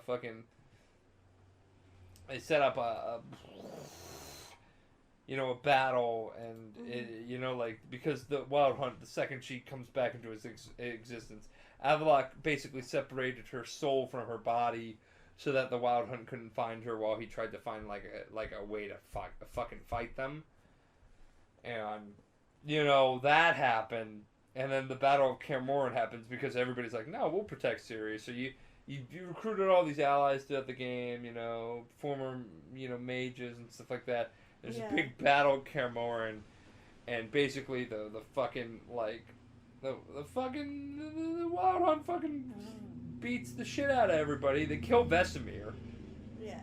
Oh man, it was so brutal when they did that too. He told Ciri to run, and Imlereth, the second in command to Eredin, basically has him pinned against the wall. And he's like, "Child, run! Child, run!" And she's like, "I'm not gonna leave you, Uncle Vesemir." He's like, "You never did listen." And right after he says that, Imlereth guts him like a trout. That's so sad. And she freaks out Yeah, that her understandably. her elder blood just fucking thing, and she starts screaming, and all the like everybody defreezes, like because the Wild Hunt is frost magic, they froze everybody there. Cryomancers. Yeah, they're cryomancers. Yeah. They're cryomancying it up. So like she starts screaming, and all that fucking things are like, "Oh my god!" It's like a person on Tumblr screaming about social rights. I can't. You know, because the Wild Hunter fuck boys. Mm-hmm. They really are. And they retreat. And, you know, they burn Vesemir's body. They do the thing. Everybody abandons Kaer Morhen because it was his goal to make it a better place. And so, you know, you do some stuff to try and make Ciri better. You find out that Avalok was kind of stalking her for a while. Yeah. You do some specific stuff to get How old Ciri is to be Ciri- better. How old is Ciri at this point? Like 19? Okay. Young Alright, girl. so it's still super creepy, but Well, a little less creepy he than- stalks her because she's actually elder blood is a lineage thing, so it's actually really important to do that. You know, but yeah. So basically, you know, after that, Vesemir's killed. They have a funeral. They travel to Novigrad. Geralt and the Lodge of Sorcerers is pledged to aid their fight. They just want immunity from Emir and the Novigrad people because Novigrad sucks. They learn about a relic called the Sunstone, which can bind Aroden out of its fucking bullshit location because he keeps teleporting. It could also evolve certain Pokemon. Yeah, no, it can. But it can't evolve Geralt into a more sexy being because he's at the apex of I that. mean, yeah, he's one of those Pokemon that only has a single form. So, you know, they get the Sunstone, they draw the hunt out of their thing, and they have this big fucking massive fight, right? And the fucking, oh my god, let me tell you. So, the fucking, the fight is, you know, they're trying to get to Ciri, and then we get to, like, one of the big leaders of the Skellige guys, Krakencrate, who's a friend of Geralt for like 20 years, who knew Ciri since she was a girl. Aroden fucking kills him.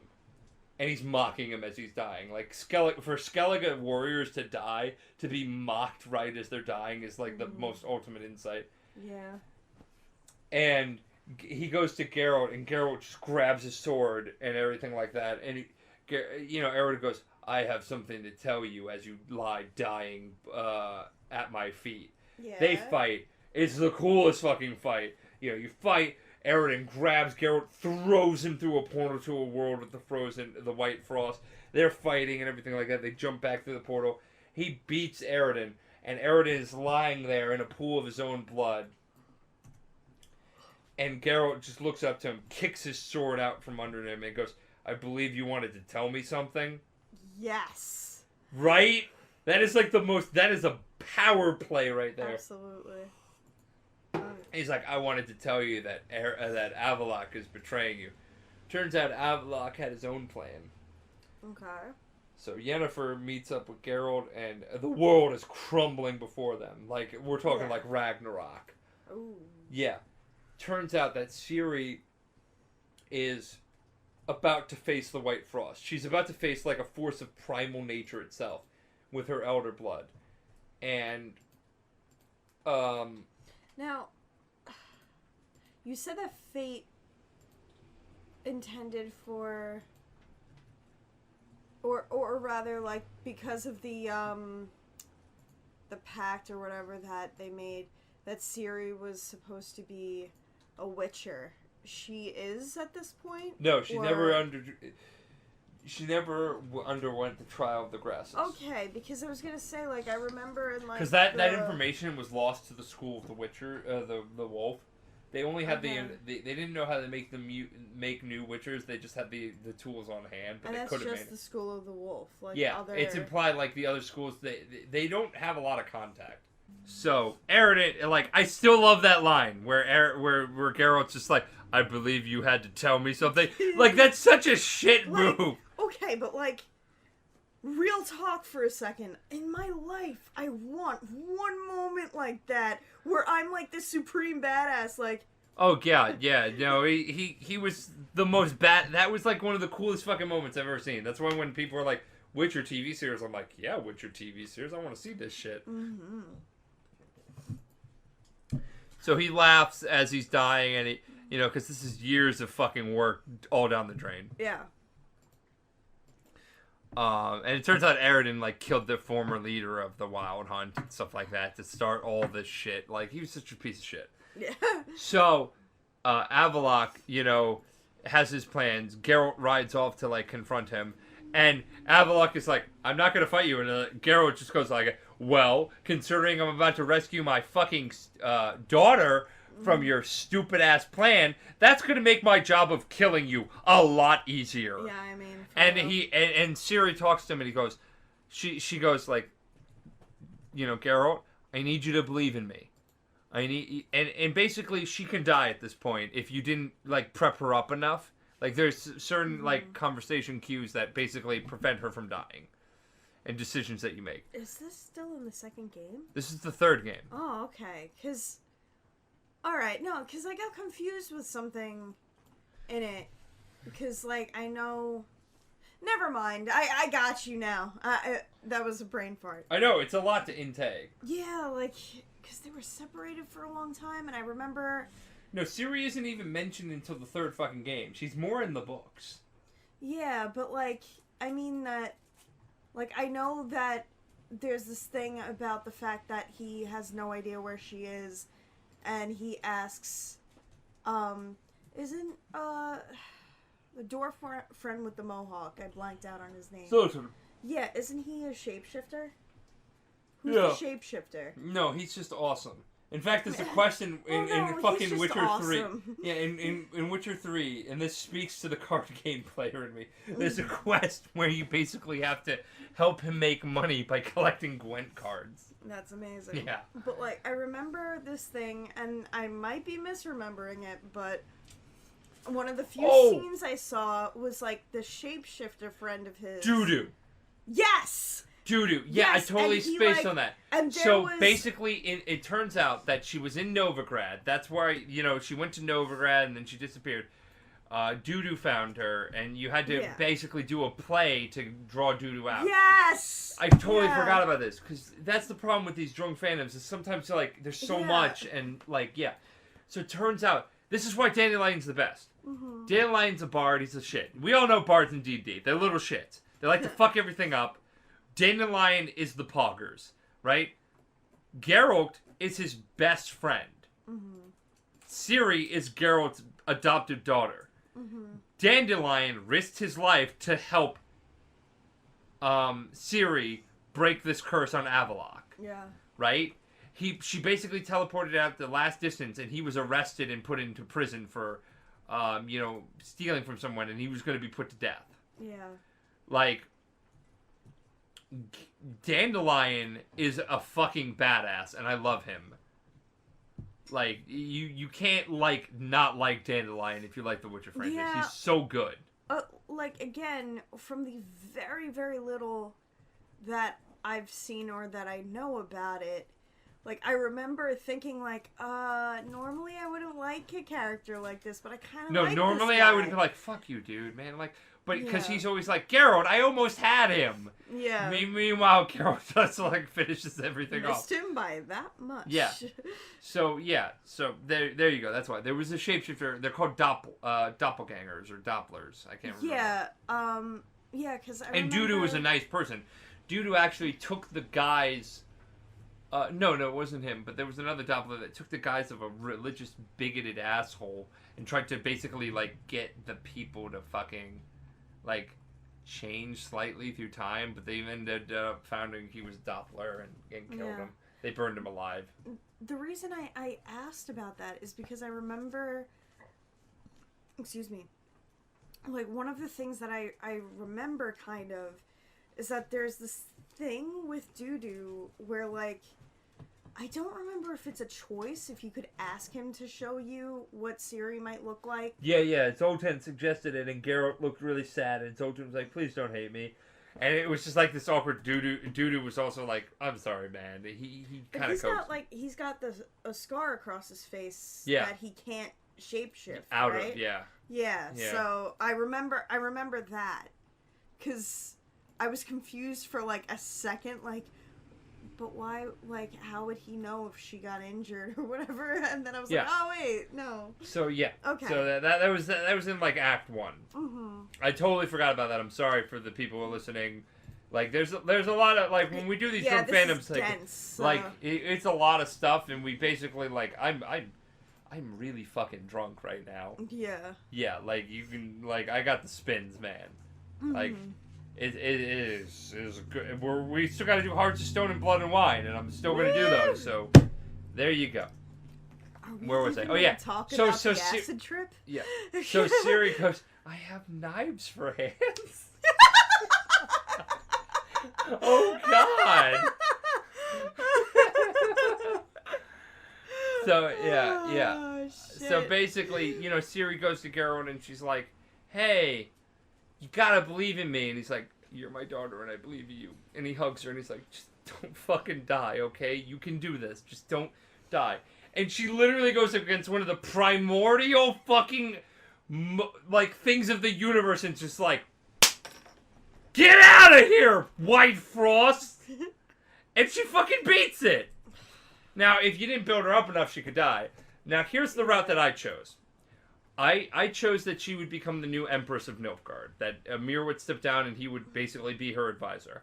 And the reason why is, listen, Nilfgaard sucks. Okay? Mm-hmm. Everything in the Witcher universe sucks. The North, they're racist as fuck. Nilfgaard, less racist, kind of racist to the North. Just, it's a whole fucking mess. Yeah. But the thing about Nilfgaard that I really like is their color scheme and their style and their swagger. That's really cool. But they're slavers, and I hate that about them. Yup. And so when I had the opportunity to give Ciri the chance instead of becoming a Witcher, everybody always chooses this. And I'm like, y'all fucking idiots. Y'all want to talk to me about how Thanos was right, yet making Ciri the Empress of Nilfgaard so that she could abolish slavery and do good for the entire fucking nation of the continent. Oh, I'm fucking wrong, but Thanos was right. Like, fuck, man. When you take over the body of someone to play card games, it's A-okay. But when I do... when I do it, I'm evil. No, when you do it, you're mother friggin' like, Teresa. so many people are like, you let Ciri be the Empress? And I'm like, yeah, because she could have systematic change. You know why? You know why she would make the best ruler? Because she watched Geralt. She saw man at its lowest and knew when to be good and when to be stern. That's why Ciri makes a great leader. Because of Geralt. Geralt and Yennefer instilled values in her that Emir could never hope to fucking top. So when I had the opportunity to basically make her the Empress, I was like, I trust her to make the world a better place. That's why. Instead of just being like a Witcher to change problems at a town here and there every so often, doing small incremental changes. That's instead so of systematic change. Man. Thank you. Yeah. I believed in Ciri. No, honestly though, that makes a lot of sense. Yeah. Yeah. Makes more sense than killing half the fucking universe for resources. Like, yeah, whenever I get around to actually like playing the game, I won't be shocked if I make the same decision. Like, you know? Yeah. So that's the decision I made. And, you know, like, and the DLC stuff can happen after or before. It doesn't matter. But let's go into the DLC stuff. So, basically, the first one is Hearts of Stone. It's my favorite DLC.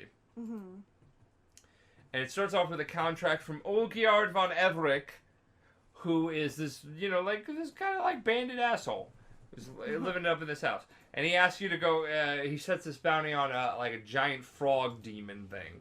Turns out, when you go in the sewers and you meet Shani from the first game, and you, so that the people who romanced her in the first game don't feel completely shafted, you hang out with her, you catch up, and you find this frog demon and you kill him. It turns out that the frog demon was actually a cursed prince. And then there turns out that the guardsmen who were assigned to bring the prince home weren't happy that you fucking killed him. So that whole They knocked you meeting- out, and you wake up on a ship, right? You wake As up one on does. yeah. You wake up on a ship about to be fucking sent over to this other nation so you could be executed for the assassination of this prince who was a giant frog demon, and none of this fucking makes sense. So fate somehow changes your way, and you meet a familiar friend on the ship who asks you if you want off. Gaunter-O-Dim. How did Gaunter-O-Dim get there? No one will know. You want to know something funny about Gaunter-O-Dim? Tell me. What are the first letters of Gaunter-O-Dim in each name? Gaunter-O-Dim. Oh, god damn it. God. Aww. Gaunter-O-Dim is a special character. Oh, I hate everything that I didn't notice that. Oh, no, dude. Nobody noticed this until we really, everybody just started picking this apart. So Gaunter-O-Dim appears on the ship, and he's like, Geralt, my friend. And Geralt's like, the fuck are you doing here? And he's like, I'm here to help you out, my friend. What? I'm here to help you out. Do you want off this ship or no? And Geralt's like, yes. Will you do me a favor? I guess. So Geralt wakes up after the ship crashes, right? With a brand on his face. He's being dragged by men. Normally sounds like a fun time. He's being dragged by men across a beach who, they still want in. He gets up and he kills all these men. And he meets Gaunter-O-Dim at this one spot. And Gaunter-O-Dim explains, listen, you owe me a favor. I saved you from these guys. The brand, it's this giant-ass scar. Cool thing is, if you do this before you beat the game, you could talk to the other characters and be like, especially in the mages, do you know what the fuck this is? Do you know how to get rid of this? And they'll be like, that's really powerful magic. I have no idea what the fuck that is. Oh, cool. Yeah, they did a lot to, incorporate that. Yeah. So anyway, he tells you, I have a debt to collect. There's a little Welcher that's trying to get out of it. His name is Olgierd van Ubrick, and I'm pretty sure you've met him. I need you to fucking get him to pay his debt so I can collect on it. So Olgierd explains to you that he made a deal with Gaunter-O-Dim way back when. And the deal was that he would be able to get... Gaunter-O-Dim had to grant 3 wishes for him or make him immortal. And he did make him immortal. So the 3 wishes were... He has to treat his brother to the time of his life. He has to treat his brother to the time of his life. He has to get a certain thing back from the family that took the love, and he has to get a trinket from the his lost love. Right. So the first task, Lost love, as in they died, or yeah. Aw. So the first thing is the brother. Brother's also dead. So Geralt goes to the crypt, makes friends with the brother's ghost, treats him to the time of his life by basically, participating in a wedding. The guy tries to fuck Shani through Geralt's body, and it's a whole big thing. Fun fact: I didn't notice this before until I rewatched the scenes. In every cutscene in that part of the game, Gaunter-O-Dim is seen in the background. That's in different outfits and so different clever. everything. Yeah, it was so clever. So it turns out, he treats the ghost to the best life, and the ghost doesn't want to let go of Geralt's body. And Gaunter-O-Dim comes in there and snaps his fingers, and basically the ghost starts screaming and eventually dissipates. He's like, can't have that happen, right? You have a job to do. So he goes to the second job, and he basically commits a heist on this powerful auctioneer in Oxenfurt to get this item, which is basically the deed to the Olgierd homestead or something. It's something like that. Some sort of communal wealth, right? And Olgierd's like, all right, well, there's no way he'll be able to fulfill the last wish. The last wish is to get a rose from or a trinket from his loved one. So he goes to the old Olgierd estate, and he meets his ex-fiance, or his ex-wife. Yeah. The ghost of her through the painting she used to draw. Aww. Yeah. Oh my god. So the reason it's called Hearts of Stone is because the deal that he made with Gaunter O'Dim is that he would be immortal and be able to spend it with the love of his life. However, he would lose his heart. He didn't realize that. His heart would turn to stone. He became an abusive asshole, and she eventually just didn't want anything to do with him and fell out of love with him. She was betrothed to the prince that was cursed. Ogiard cursed the prince because he was jealous. Right? Mm-hmm. So eventually, like he frees Iris's spirit from the realm, and she dies. Yeah. It's implied that she dies. She doesn't know what'll happen, but he frees her from the realm, and he gets the rose. So he goes to Ogiard. He's like, all right, well, I got all three, and Ogiard can't believe it. He goes, well, it doesn't matter. O'Dim will never be able to fucking get the last prerequisite of the contract, because you have to sign a contract with O'Dim. When you meet O'Dim, this time, this guy is being a rude little asshole, and he stops time, and he takes a spoon that he was holding while talking to Geralt. He's like, I don't like rudeness. And he goes up to the drunkard, and he takes a spoon, and he puts it into his brain. Like, he shoves it through his ear, and time restarts, and the guy just instantly dies. Gaunter, you ask Gaunter to him, what are you? And he's like, Geralt, if I told you what I really was, I'd have to kill you. You don't want to know what I am, and you really couldn't fathom what I am. What I am is above everything that you could even fathom. His deals, though, sound more like crossroad demon deals than a god. Oh, it gets better. So, Geralt, before meeting Ogiard, travels to a scholar who's blind and everything like this. Mm-hmm. This guy is living in a house, right, protected by Nilfgaardian soldiers. Shani helps him, get distraction and everything. This guy is living in a fucking circle made of chalk. Aha. Gaunter O'Dim made a deal with him, and he's like, if you ever leave this circle, you will die. And Geralt and him have the conversation. And while they're having this conversation, the roof starts to sway and things fall from the roof. The guy slips and falls out of the circle and immediately breaks his neck. But he reveals that Gaunter O'Dim is some sort of demonic being. We don't know what. Like, is he a god? Is he an extra thing from the Conjunction of Spheres? No one knows. But he is terrifyingly powerful. And the only way to beat him is to beat him in a game of chance. Or to outwit him. So he goes... They play Gwent? Gets better. Okay. We made that joke, too. I was like, do I beat him in Gwent? That'd be fucking sick. Mm-hmm. No, you don't. Aww. So...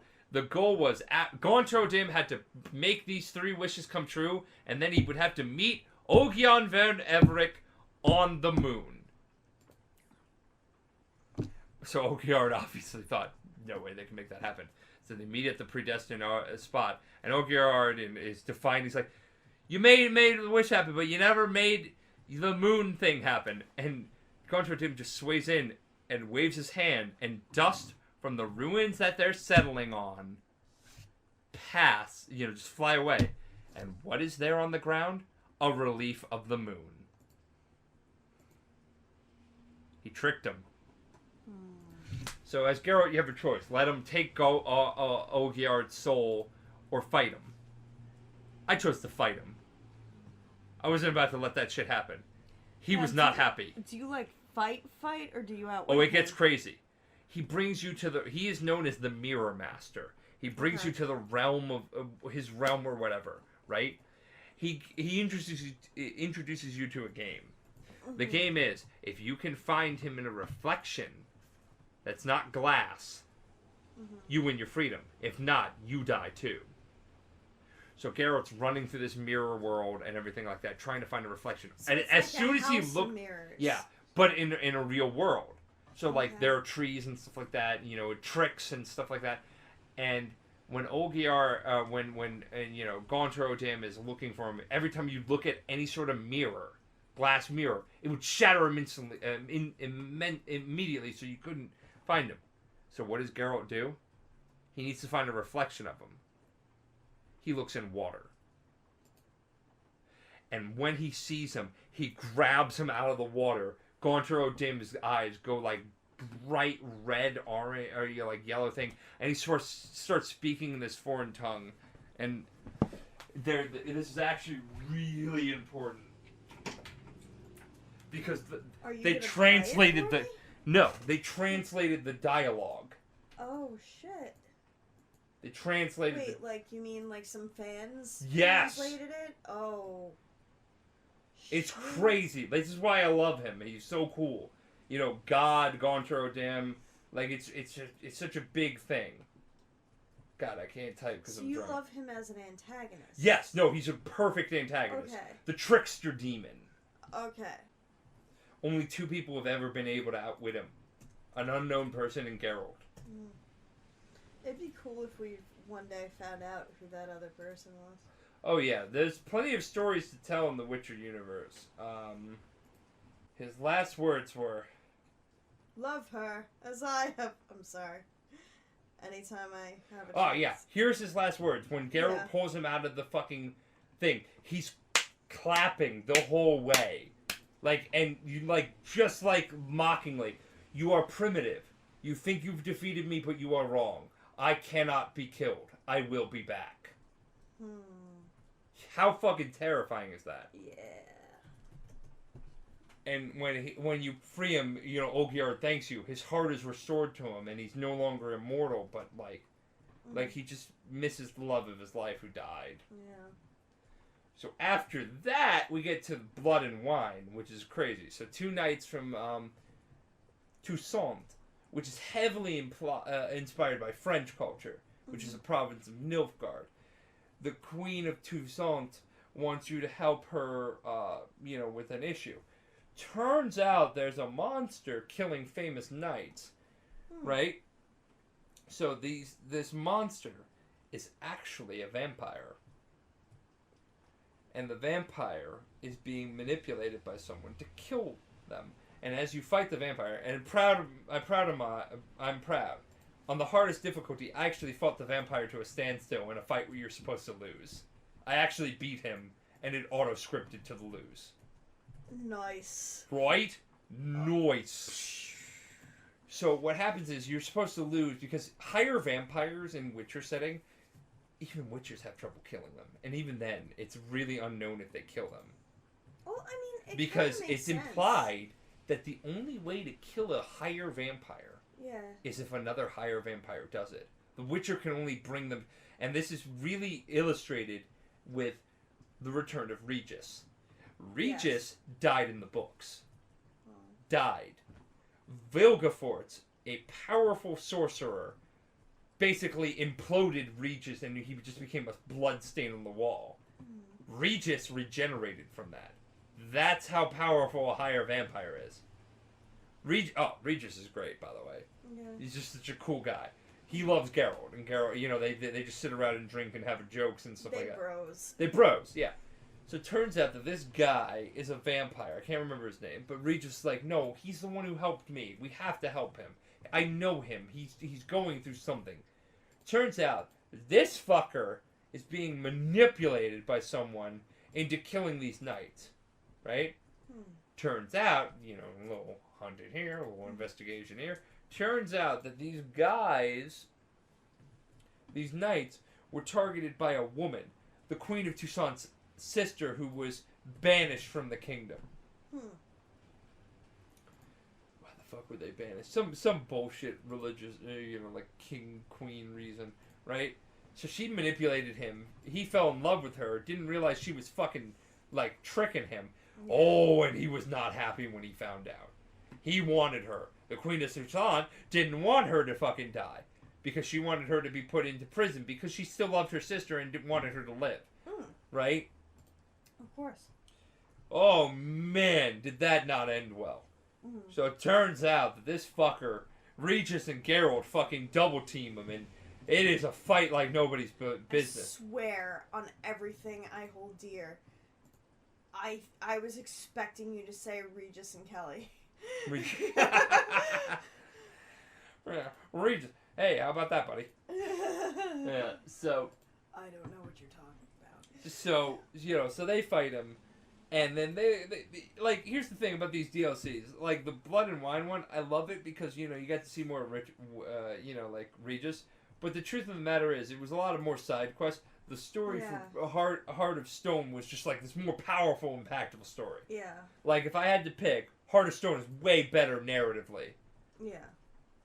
you know, well, like visually, holy shit, Toussaint is beautiful. It's like Friends. Isn't there like? You get your own vineyard. You make wine. Imagine Geralt making wine. Oh, the stains on his chest.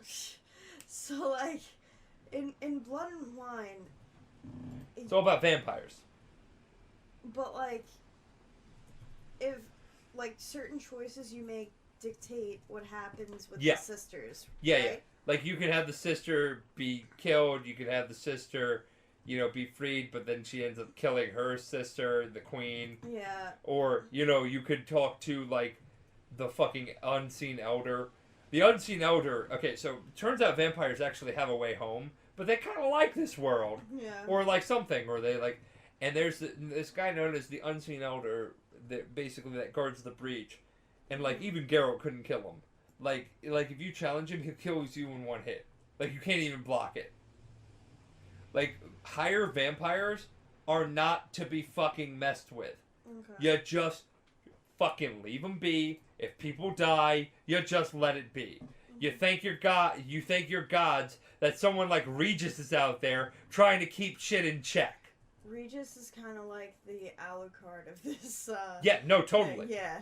He's awesome. I love him. Yeah. Like, so, you know, you find out about the vampire. I went with the route of, you know, like, I'm not going to give you the vampire, so we killed his friend, and Regis was like...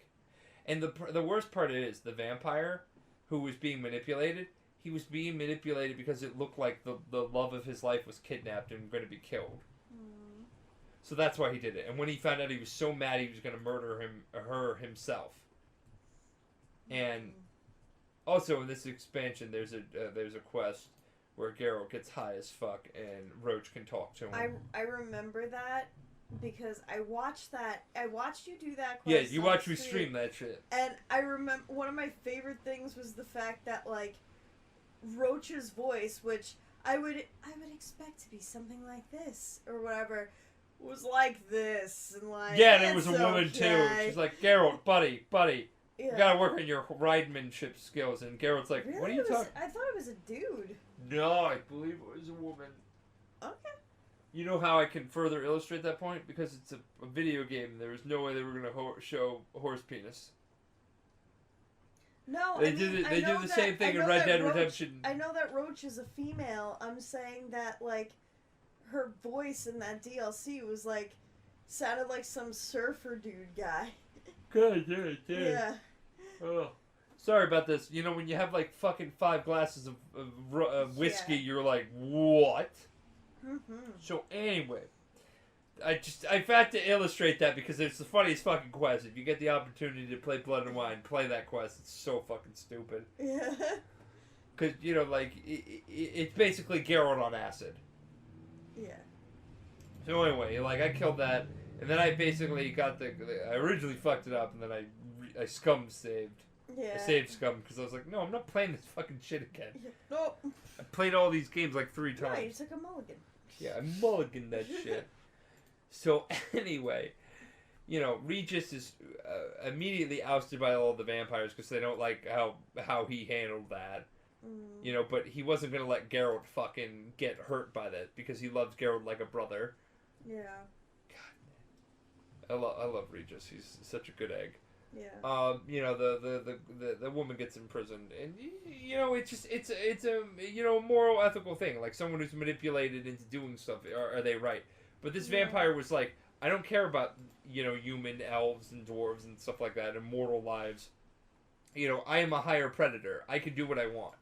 Yeah. Now, but did they want to fuck with humans? No, they didn't. But like, seriously, if shit hit the fan, they weren't gonna fucking show restraint, and that was why you put them down. One of the things that I feel like speaks to Geralt's character is the fact that like so many different like creatures and like Oh no, Geralt can make And friends with like races, anybody. In some of the Yeah. comics, it's implied that it's not even implied. It's directly shown that Geralt can make friends with like people like rock trolls in the game. Like if it's a sentient monster that can show reason, there's a quest where actually in the Skellige Isles where all the monsters that you kill, like it's represented, like werewolves come and confront you, and old ones do, like all these monsters go and basically be like, you're a witcher, you slay monsters for a living, you're bad.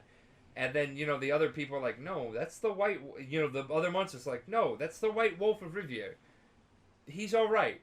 He's always shown that if the monster shows sentience, that he will try and parlay with them. He won't hurt them unless they're going to hurt people. And Geralt even's like, yeah, no, like, I don't want to fucking kill monsters unless they're like Barbagazi or, Slizards. They're mindless beasts that just kill indiscriminately.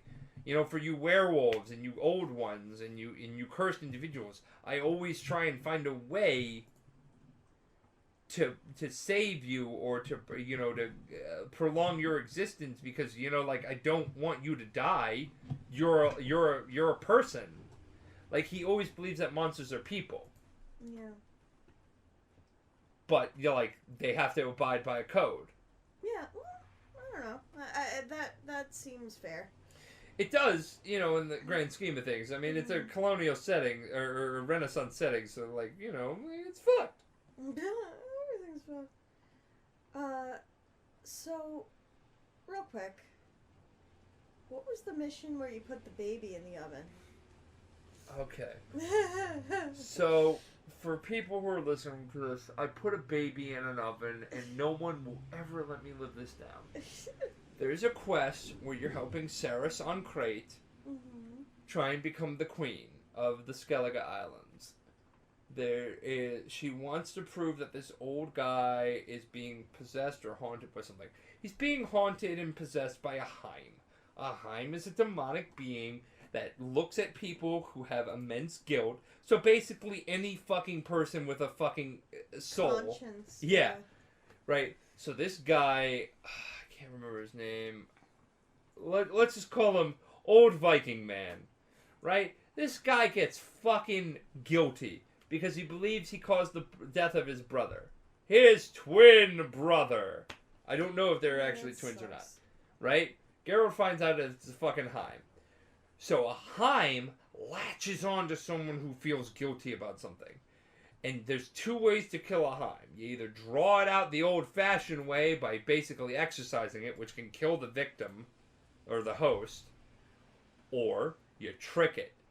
And God, is it hard to trick it, because the person who is going to trick it has to believe wholeheartedly, because the Heim attaches to your fucking soul. You have to believe it. So what happens is, Ceres tells me she has a plan, right? And she tells me to trust her. So later on, she comes in running with this guy who is being possessed by the Heim. By the way, the Heim is torturing this poor guy. Like, makes him gouge his eye out and stuff like that. Shit. Yeah, like a whole bunch of stuff. Burns him, makes him put his hands in the fire to feel penance, because they feed off guilt. Yeah, it's pretty fucked. Right? So, anyway, she tells me to just trust her. She comes running in with the guy's baby, and she hands me the baby. She's like, put the baby in the oven. Trust me. And so, I did, and everybody likes to fucking shit on me for this. Because I remember now, when I was doing this, I was like, what's she gonna do? Make me put the baby in the oven? I said it. I was playing this game blind. I did not know she was going to say that. And when I found out that's what she said, I freaked the fuck out. I was like, what? What? What? Yeah. I've done shit like that. you only have like a fucking 10-second window to make a choice, so I put the baby in the oven. It times you? It times me, so I was like, hot potato, put the baby in the oven. It was awful. And so, yeah, that happened, and the fun thing is, Geralt felt horrible because he put a baby in an oven, and he believed the baby died, so the Heim attached to him, and the only way to get it to not do anything is if it attaches to a guilty soul, but then they're tricked into realizing that they don't have anything to feel guilt for, the Heim dissipates. So what happens is, Ceres appears with the baby in her hands, being like, it was a trick. The oven had a hole, a flap in the back. She never told anyone about it. That's why she said to trust her. So the Heim, realizing that it couldn't go back to the other guy, and Geralt it wouldn't feed off Geralt, just fucking dissipated and died. It starved to death. That's smart. Yeah, well, it was a gamble, but... It was a huge gamble. Put the baby in the oven. Trust me. Put the baby in the oven. Psych! So I feel like we need to do a disclaimer. If Yeah. a random woman you know comes to you and tells you to put a baby in the oven, just don't. Yeah, I mean... Don't do what I did. No matter how friendly she seems. Didn't help that she was hot, too. I don't know what it is with women with scars. Or women that tell me what to do. Or just women in general. Women are great. Yeah. Men are great. Humans are great. Aliens are probably great. Aliens probably fucking hate us. I don't blame them. So yeah, that's The Witcher franchise for the video games. We'll get to the books at some point. So what did you learn about The Witcher? I learned that Geralt is a bigger badass than I thought he was. And I thought he was pretty badass. I learned that, I really would love to be a Witcher.